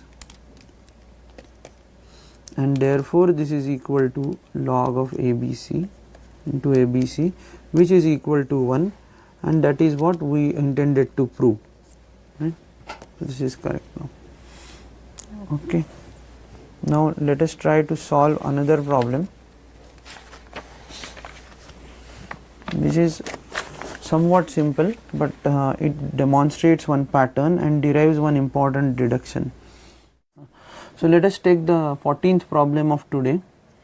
Log to the base A of x plus log to the base A square of x square plus log to the base A cube of x cube plus, and so on, which is 3 dots, plus log to the base A raised to p of x raised to p, and you have to show that this is equal to p times log to the base A of x. How to show this? So we need a minor corollary or a small corollary of our original problem. First, you have to understand that this is not part of the problem, so I will use a different color and I will try to show it in a different way. Let me take the brown color. So it's what we are actually handling is a problem of this form: log to the base of a raised to m b raised to n. Okay. Assuming all logs are properly defined, I want to express this in terms of log to the base a of b. How will I do that? But from our power law, I can use a power law. I know this particular expression is nothing but n times log to the base a raised to m of b. Okay. If I know this, then I also know something, how I will switch base to the argument and argument to the base, right? So that also I know, I have that law. So what I will do is I will keep n as it is and I will put this as 1 upon log to the base b of a raised to m. This we have done earlier. This is also in fact equal to, then using the same power law in the denominator, n upon m times 1 upon log to the base b of a. but I don't like log in the denominator. So what I can do is I can do this as n by m log to the base a of b, again switching the sides, argument to base and base to argument. If I can do this, then I have established a new rule, which is log to the base a raised to m of b raised to n is equal to n upon m log to the base a of b, and hence the target we have achieved. Now how will I use this in our existing problems? Right. So let me write the existing problem here. So log to the base a of x is not a problem. This is good enough. Can I use this rule to convert this log to the base a square of x square? So in this problem I am asking a question, log to the base a raised to m of x raised to m is equal to what? So if you look at this carefully and if you look at this formula carefully, I am just replacing my n by m and b by x, and if I apply this formula, then this should be equal to m upon m log to the base a of x, which is equal to log to the base a of x, and this is true for all m. Therefore, if I look at my problem, log to the base a of x, a square of x square, then what I am actually saying is, I am slightly shrinking it, I am actually telling you that log to the base a of x plus 2 upon 2 log to the base a of x, this is my LHS, plus 3 upon 3 log to the base a of x, and so on up to p upon p log to the base a of x. What should this be equal to? This is equal to, if I use my power law, it is 1 plus 1 plus 1 into log to the base a of x, right. So this sum, this 1 is appearing p times, right? It is appearing p times. Therefore, my answer to this question will be equal to p times log to the base a of x, which is nothing but RHS. So I started with LHS, which is this, okay, and then I reduced it using this formula. I have used this formula, which is derived from this formula, and I got log to the this complicated expression to be equal to some simple term which is equal to this. That is the power of logarithm. So let us summarize today's class. What we did, we started with problem number 6, in which we have actually demonstrated how change of base property can help you in solving the problems. After solving these problems, we went to the 7th problem. In that, what we did is we assumed this to be equal to some constant number and used the property, which is a special case of change of base property. We derived that property in fact, and we have solved the problem. 8th problem, which was a very tricky one, where only change of base was used and it actually reduced to a number 0. In the 9th problem, if you remember, we have shown some absurd logarithmic expression, multiplied logarithmic expressions equal to 3, that too using change of base property. So any time the guess can be any time whenever there is a log of some expression into log of some other expression with different bases, the change of base can help. That was the conclusion of 9th problem, or in fact 6th to 9th problems we have been doing that. 10th problem was a very easy problem. It was just an algebraic manipulation which we can do very easily. It just gives an idea how to do algebraic manipulations.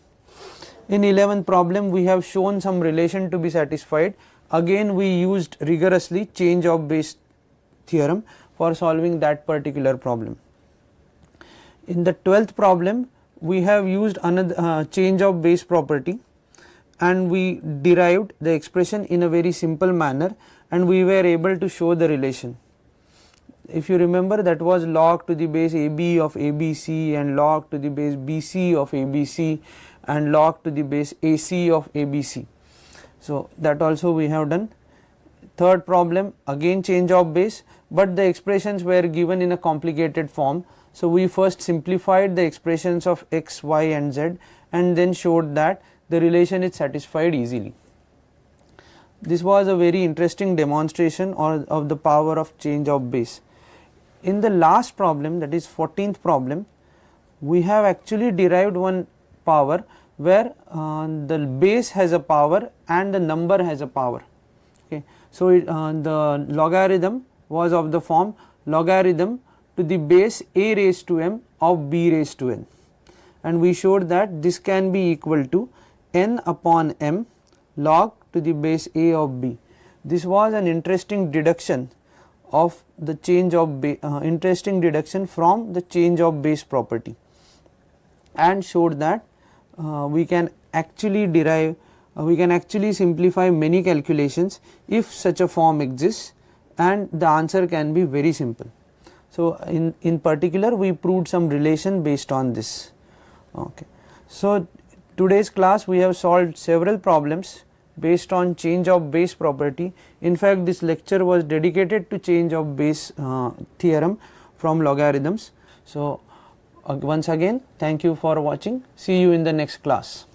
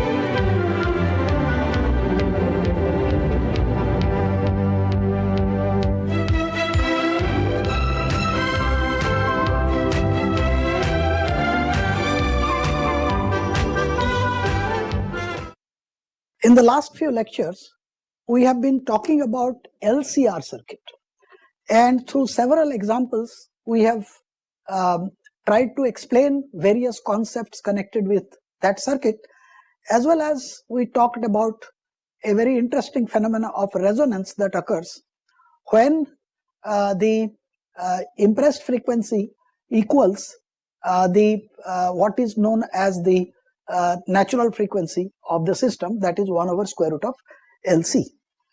In the last lecture, we discussed the role that power factor plays in AC circuit. Let me briefly summarize what we did last time. So first thing is that the power delivered to a load in a DC circuit is simply given by the product of current with the voltage. This is a simple multiplication. Now in AC circuits, other than resistances, there are elements such as inductors and capacitors, and the problem becomes more complicated because the currents that they deliver are not in phase with the voltage. So therefore, when we add currents or when we find out currents for circuits which contain capacitors, inductors and resistance, there is a little more complicated way of adding them, taking care of their phases. So this is not true of AC circuits in general.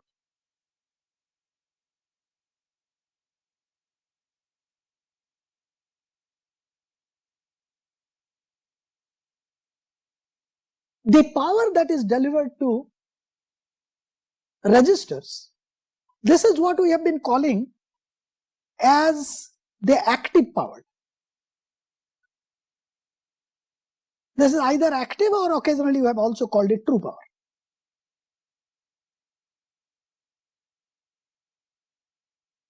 The reason why you call them active power is because this power may be used for doing useful work such as heating, lighting, etc. So active power can do useful work.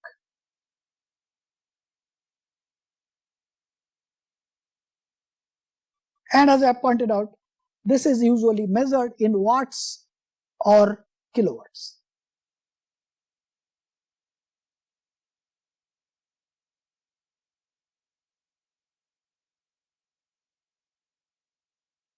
For a capacitive or an inductive load, the current is out of phase with the voltage by pi by 2. In case of a capacitor, it leads, and in case of an inductor, it lags. So capacitors and inductors, phase difference between, let me just call it delta phi. It leads in case of capacitor, lags in case of inductor, and that's equal to pi by 2. So here it leads and here it lags. Well, I meant current leads and current lags.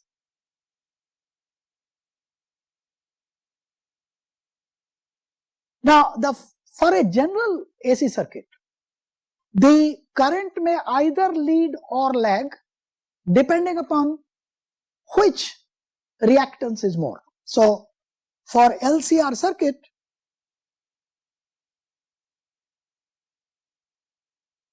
current may lead or lag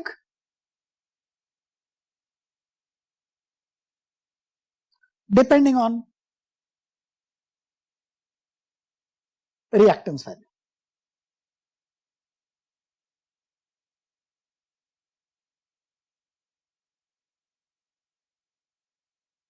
This cosine of this phase, cos phi, this is called the power factor.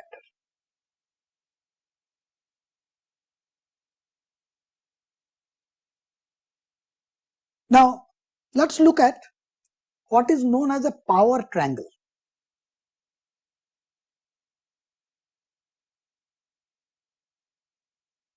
Remember, the three basic elements L, C and R, which contribute to electrical power in an AC circuit, they are represented by three sides of a right angle in a impedance triangle. So let me first draw an impedance triangle. So an impedance triangle looks like this. This is your resistance R, which is equal to Z cos phi. And this is the reactance X, which is the net reactance that comes out of the capacitive reactance and the inductive reactance, and that's equal to Z sin phi. And the impedance itself is represented by the hypotenuse Z. So this is my impedance triangle.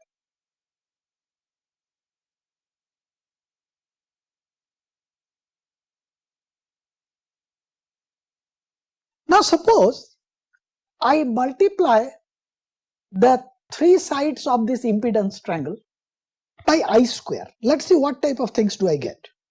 So firstly, I have, so let me say that multiply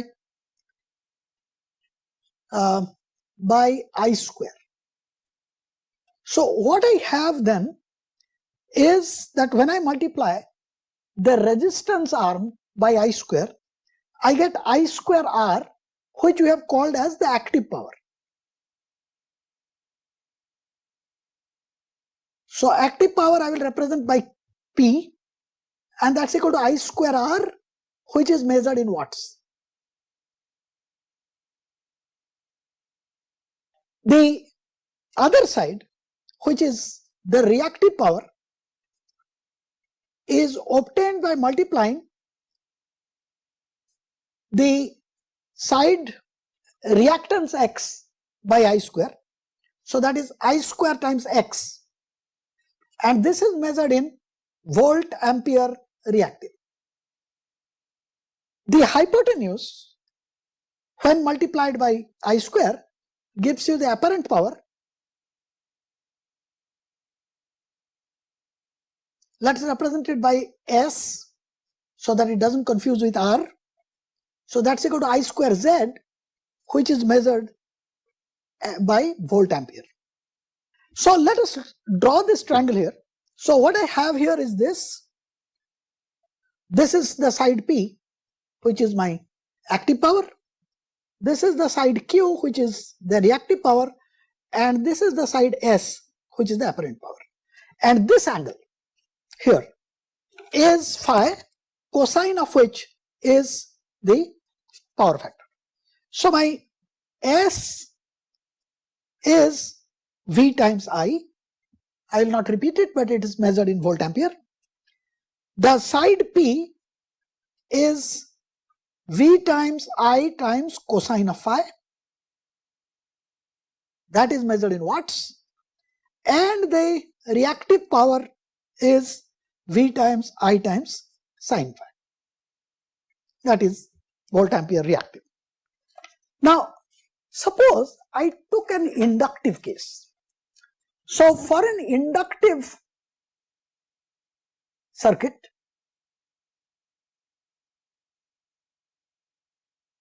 my X is XL.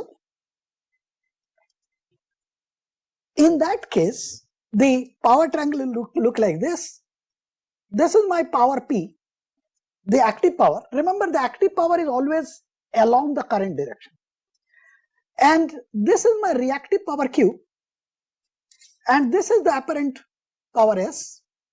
And you can see that the current lags the voltage because S is nothing but Vi. So this is current lags the voltage.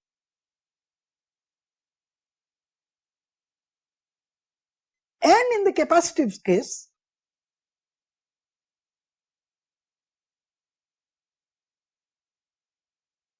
this triangle will simply become slightly different, and that is the way I would do it, with this becoming equal to P, this becoming equal to Q, and this becoming equal to S, and this angle is phi. And as you can see that the current which is along the direction of P actually leads the voltage. Then what we did is to point out that this power factor plays an important role in transmission lines. And that is because the reactive power, which is actually a wasteful power, that tells us that the amount of power that is actually being produced is not all going to service the load. And one of the functions or one of the responsibilities that we have in constructing transmission lines is to reduce the effect of such lagging, and this is usually done by compensating factors, by substituting capacitive elements in the circuit.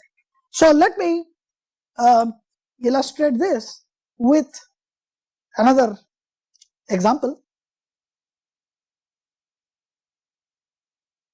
So let me say that this is my voltage, AC voltage, V, and this is my load, which typically consists of R as well as L.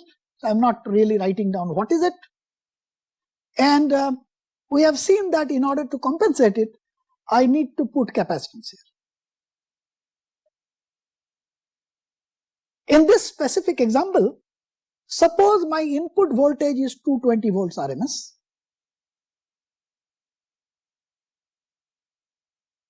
And let us suppose that the current I is 0.5 ampere, of course again RMS, and the current lags the voltage by some angle. So let's say 75 degrees. Now what we need to do is to calculate the active power, reactive power and the apparent power. Okay. So notice that the apparent power is very easy to calculate because this is the product that we have.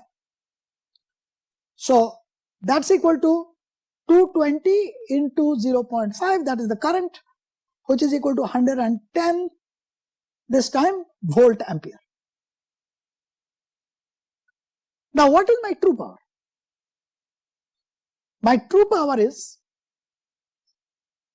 110 apparent power multiplied by cosine of phi.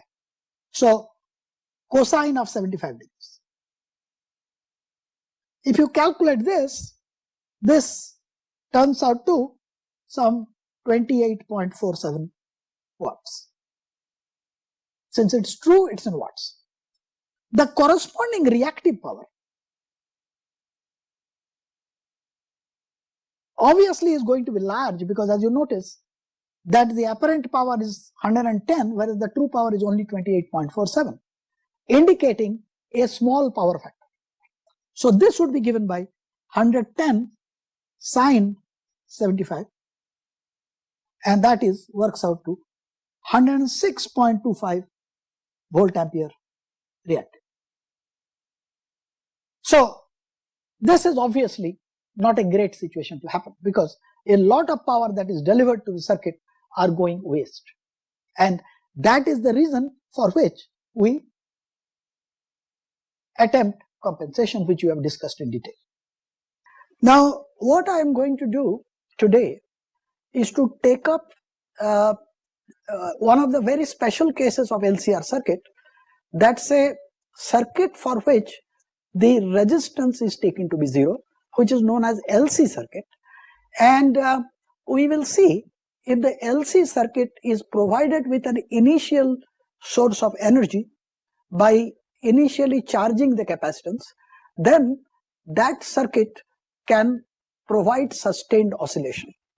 But before I do that, let me first recall the dynamics of what is known as a one-dimensional harmonic oscillator, and that picture is something like this. You have essentially a mass which is connected by a spring, the other end of the spring being fixed to a vertical wall, and this mass is initially pulled from its natural unstretched position, and so let me take this unstretched position to be x equal to 0. That is the origin from which I will measure everything.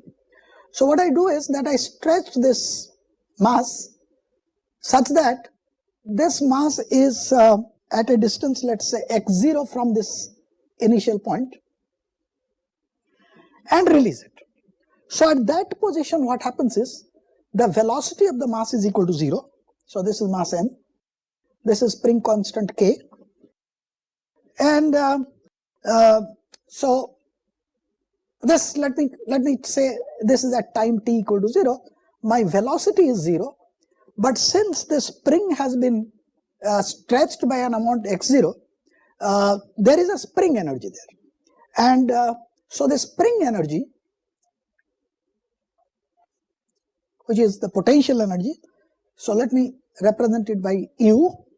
So U is equal to U max is equal to half k x0 square, and the corresponding kinetic energy is equal to 0 because the particle has 0 velocity. Now when we leave this mass, when we release this mass, this will start moving to the left, and for suppose the I still have x greater than 0, so from t equal to 0 to t equal to some time period t divided by 4, my x is still greater than 0, velocity is still towards the left. So what happens in that situation is that I have a spring energy U, which is equal to half k x square, But this time the kinetic energy is not equal to 0, but it is half mv square, where v is the instantaneous velocity between these two limits. So now what happens is this, that this mass ultimately reaches the equilibrium position. Now what happens at the equilibrium position is the following. So as it is moving towards the left, when it reaches x equal to 0, the time t is equal to t by 4. So let me redraw that picture. So this has just reached the point x equal to 0. Now at that stage there is no spring energy, so u is equal to 0, but the velocity is maximum here, so let me call it v max. So the kinetic energy is half m v max square.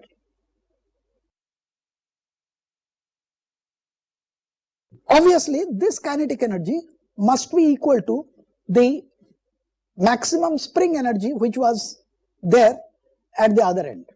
So kinetic energy is at its maximum, K max. Now this mass obviously starts moving still to the left, compressing the spring, and now x becomes negative, but so from t equal to t by 4 till t equal to t by 2, x is less than 0. The velocity is in principle v, which is less than v max. So kinetic energy is there, which is half mv square, where v is the instantaneous speed, and the potential energy of the spring is half kx square, where x is the compression that is there. Now at t by 2, the compression is maximum,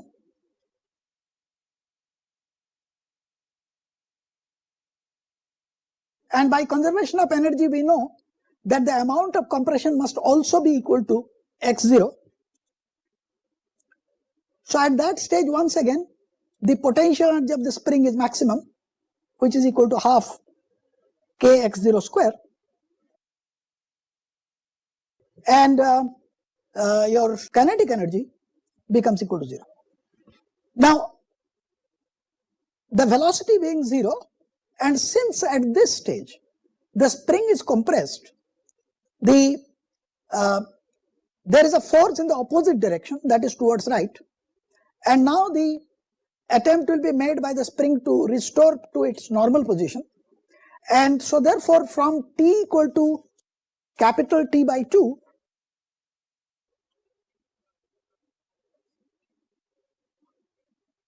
till t equal to 3t by 4, once again x remains negative, but velocity is towards right but not equal to 0. And so therefore once again what I have is the kinetic energy is half mv square, the potential energy is half kx square, and this continues till 3t by 4. So at 3t by 4,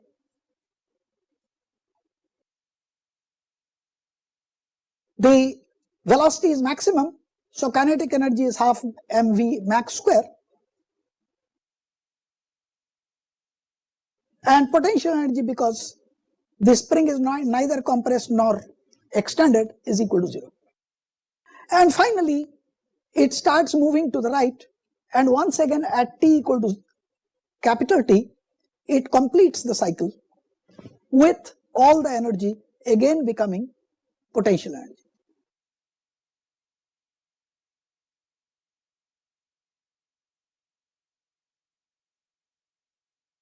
Now look at what happens, that at an arbitrary point, when the extension or the compression was by x, so there is a spring force which acts on the mass, And so the only force that is there is minus kx. But that must be equal to md square x by dt square. That is the mass times the acceleration. So that's equal to minus kx. Now, which simply is nothing but the equation to simple harmonic motion. And the solution being x equal to x0 cosine of omega t, where omega is square root of k over m. There is no phase which is taken in the solution, for the simple reason my initial condition was at t equal to 0, x equal to x0. Okay, so since at t equal to 0, x equal to x0. So the spring mass system executes simple harmonic motion.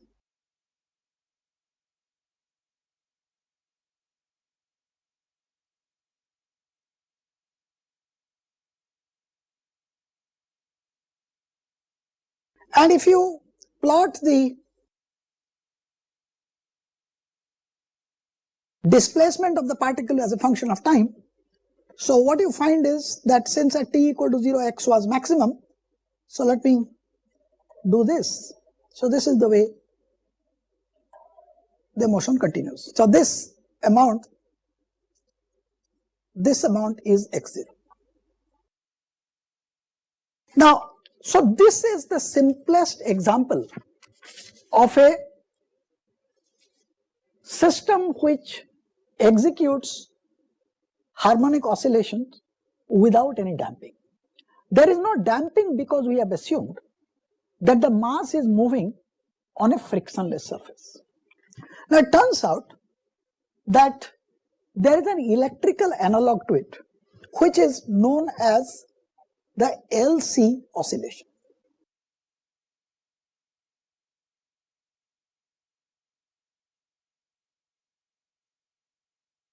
Let me try to give you a circuit. So I have a circuit with a DC source, a battery. Let's take a resistance to limit the amount of current that is being passed. And I take a circuit which is like this. I'll come back to what these things are. I have a capacitance here. And I also have an inductance in this circuit. So notice what I have done here is the following, that there are these 3 points here. Let me mark it 1, 2 and 3. So also label these appropriately. This is L, this is C, and this is of course a source of battery, which is not particularly important for us right now, but let's put it this way. Now notice what happens. When I connect 1 to 2, so let me show it by a dotted line because that's not going to be my main part of the circuit. So if I connect 1 to 2, what happens is that this capacitance comes to the circuit, but the inductance being disconnected, so this plays no role in that circuit. So 1 to 2 connected. This, as we know, will charge the capacitor. So the capacitor will be fully charged.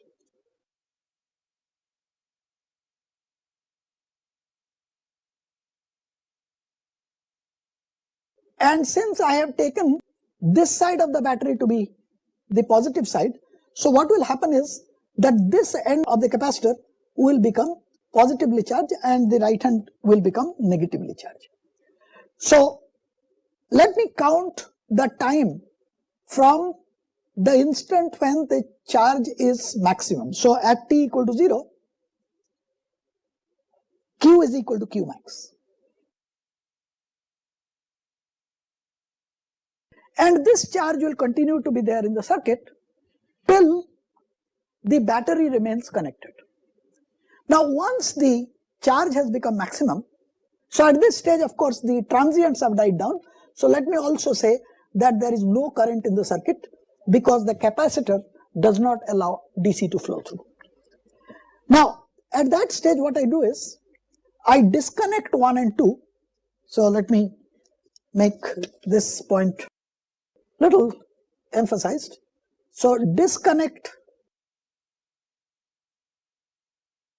1, 2, but connect 1, 3.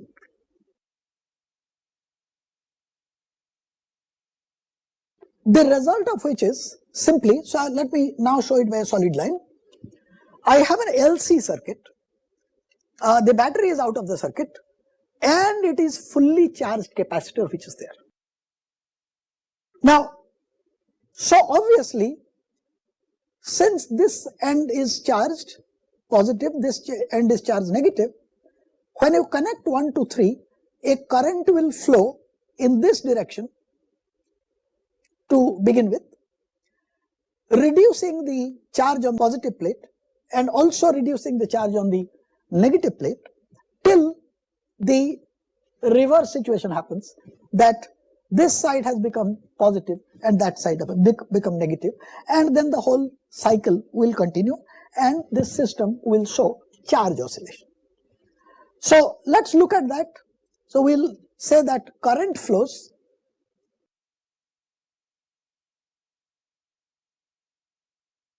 so which means di by dt is greater than 0. But notice, when my current is there, the charge is reducing, so therefore my I is minus dq by dt. Now, if I now look at the Kirchhoff's law for this circuit, now remember, there is no battery in this circuit, but I had charged my capacitor initially. So what will happen is this, my circuit equation will become minus L di by dt plus Q by C, which is the voltage across the battery, is equal to 0. Using the fact I is equal to minus dq by dt, I can rewrite this equation as d square q over dt square plus q over LC, I divided both sides by L as well, is equal to 0. Now you could compare this equation with the equation that I had given for one-dimensional harmonic oscillator, namely d square x by dt square plus k over m x is equal to 0. Both these obviously represent oscillating circuits. We had analyzed this one, but this would mean that the frequency or the angular frequency of oscillation is given by omega equal to 1 over square root of LC. This is for the electrical circuit.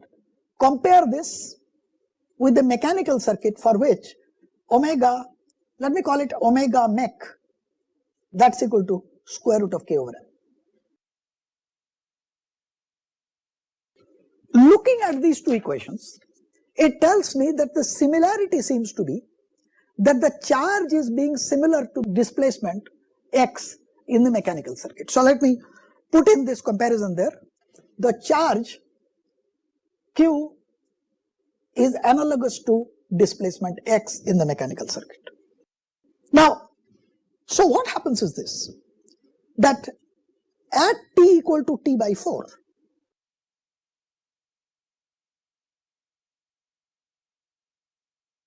the energy has, because the capacitors are totally discharged,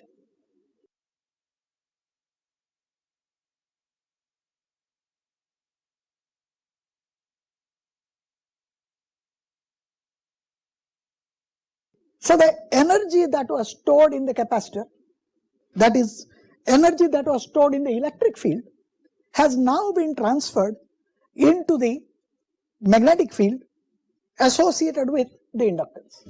So the electrical energy has been completely transferred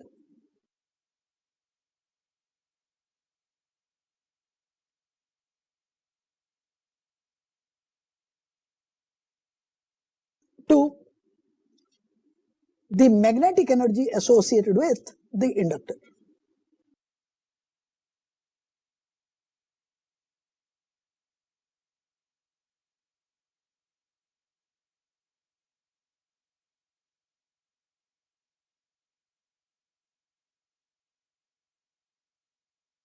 So let me just show you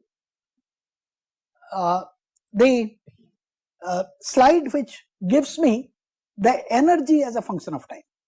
So you notice that in the beginning my circuit was charged completely. So all my energy was electrical energy. Now with time the electrical energy gets converted to the energy of the magnetic field, and at time t equal to t by 4 the capacitors are fully discharged and all the energy is in the magnetic field. So therefore in this diagram, this picture here, that's my UE, and this other one is my UB, which is the magnetic energy. And at any instant of time,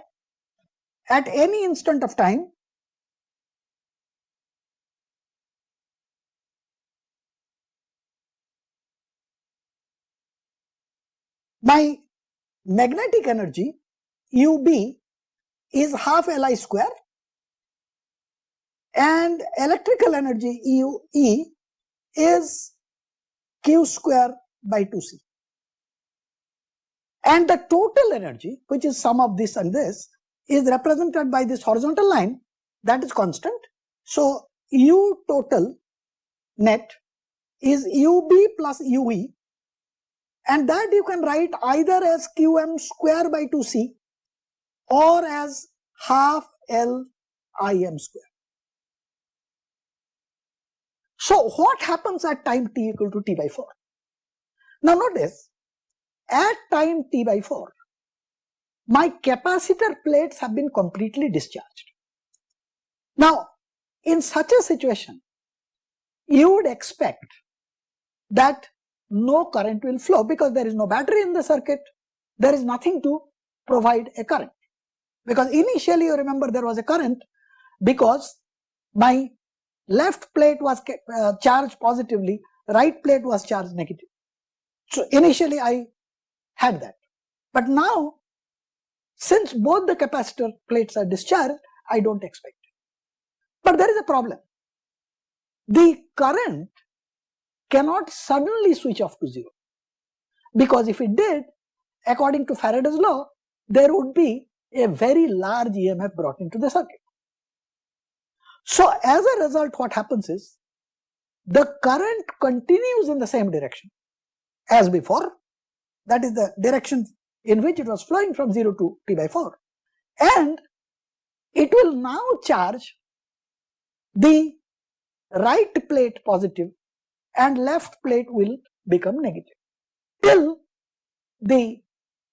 at time t by 2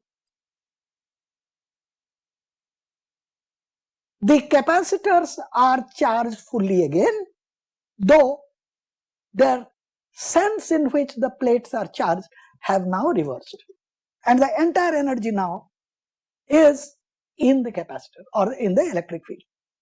And this oscillation continues like this for again at 3t by 4 and back at t. I will not go through the solution because the equations are very similar, so the solution must be very similar. What is happening is that in the mass spring system, we had a continuous conversion of kinetic energy into potential energy and vice versa. In this case, the kinetic energy is analogous to the magnetic energy, half mv square and half Li square.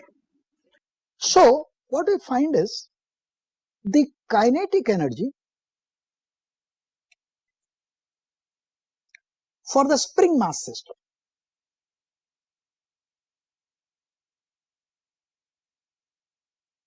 this corresponds to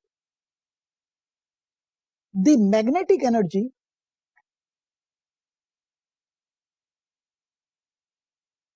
for the LC circuit. That is half mv square corresponds to half Li square. Now comparison is now clear. Remember, my quantity which corresponded to the displacement was the charge, so therefore the parallel is between the velocity being similar to the current I, which is, as I said, should be obvious because x corresponds to q. But you notice one thing, the role of mass in the mass spring system is taken over by the inductance. So m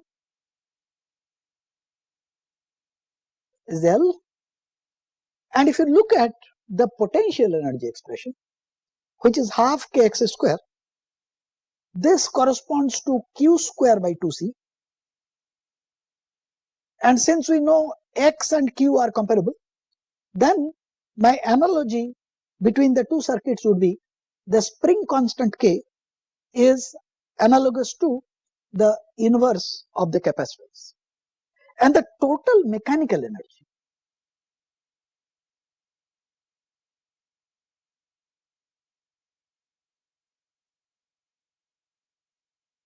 which is the sum of the potential energy plus the kinetic energy. Now that obviously corresponds to the total magnetic energy plus the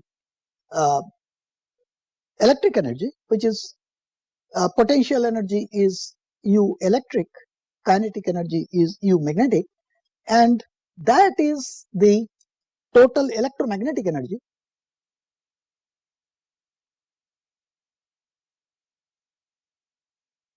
So let me put, these are analogies, and that remains constant in both these circuits. So let me give you an example of LC oscillation.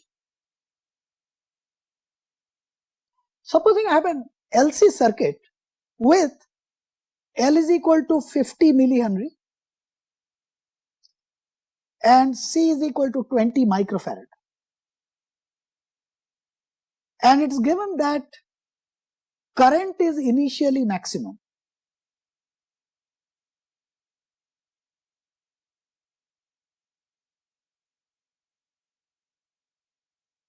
Initially actually simply means at time t equal to 0. My question is, how long does it take to fully charge the capacitor?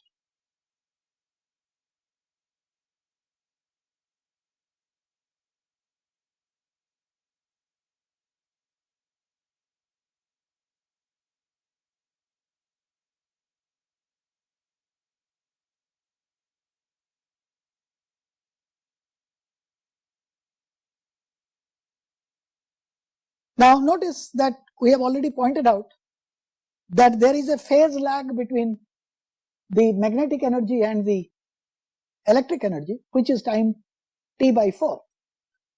So here my omega is given by 1 over square root of LC, and that is 1 over square root of 50 millihenry is 5 into 10 to the power minus 2, and 20 microfarad is 2 into 10 to the power minus 5,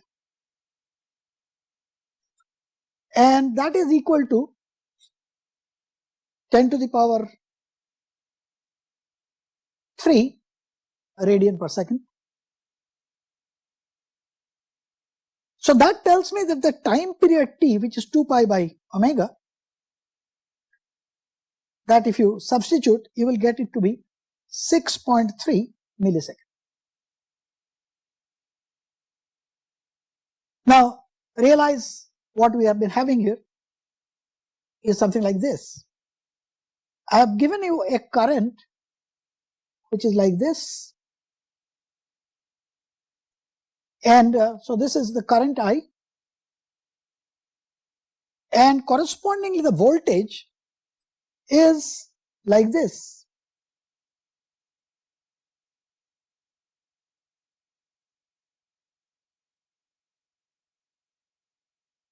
And this is T by 4,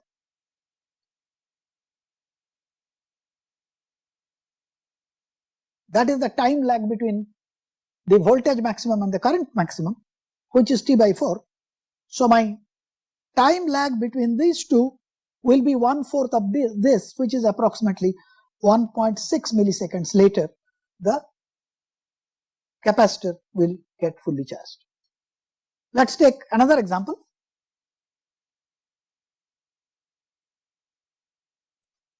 Suppose I have a radio tuner.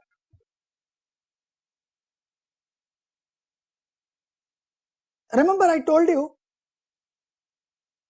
that a radio receiver or a tuner, it works on the principle of variable capacitors. When you are rotating the dial of a radio tuner, what you are doing is actually to change the capacitor in the circuit. Now, suppose I have a radio tuner which can work in what is popularly known as the MW band, medium wave band, and let us say it can tune in the range 800 kilohertz to 1200 kilohertz.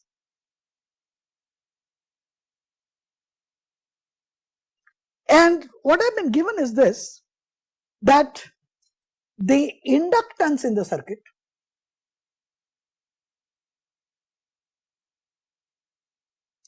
is given to be 200 micro Henry, which is same as 2 into 10 to the power minus 4 Henry. Now my question is that what is the range in which my capacitance varies? So let's look at that. So remember, these are linear frequencies, F. So I first need to convert them to the angular frequency. So corresponding to 800 kilohertz, this corresponds to multiplied by 2 pi. So 2 pi into this, kilohertz, already 10 to the power 3 is there. So this is 5.03 into 10 to the power 6 radians per second. And corresponding to 1200 kilohertz, multiplication by 2 pi will tell you this is 7.54 into 10 to the power 6 radians per second. So these are omega values.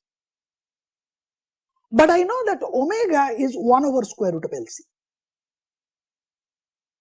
which tells me that the capacitance is given by 1 over L omega square.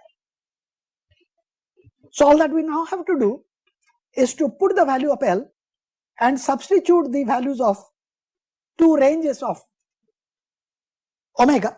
So if I take the first case, omega equal to 5.03 into 10 to the power 6,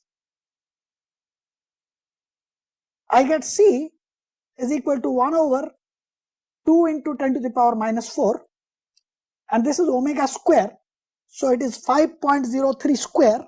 So that's about, let's just approximately say it's about 25 into 10 to the power 12.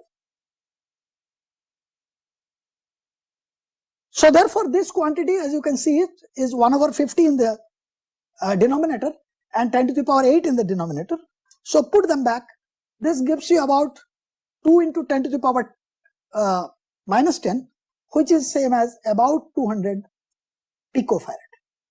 1 pico is 10 to the power minus 12.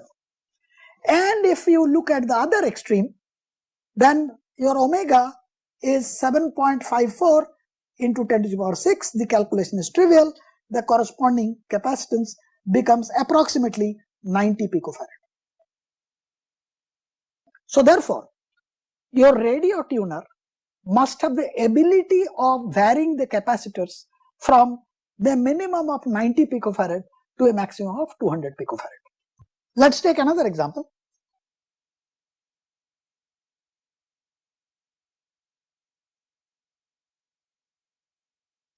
In an LC circuit,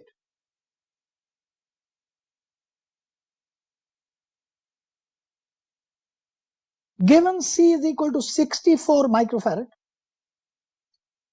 the expression for current is given by 2 sine 500t plus 0.4. This is of course in ampere, and the phase constant 0.4 is in radians. I have a few questions. A, at what time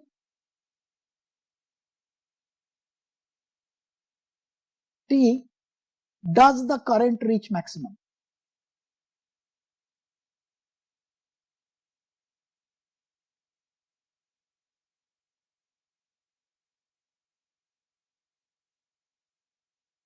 It's actually trivial. Only thing that you have to realize is, since this is the type of expression that I have given for the current, it tells me the origin of time is different from what we have been assuming in our previous discussion. And so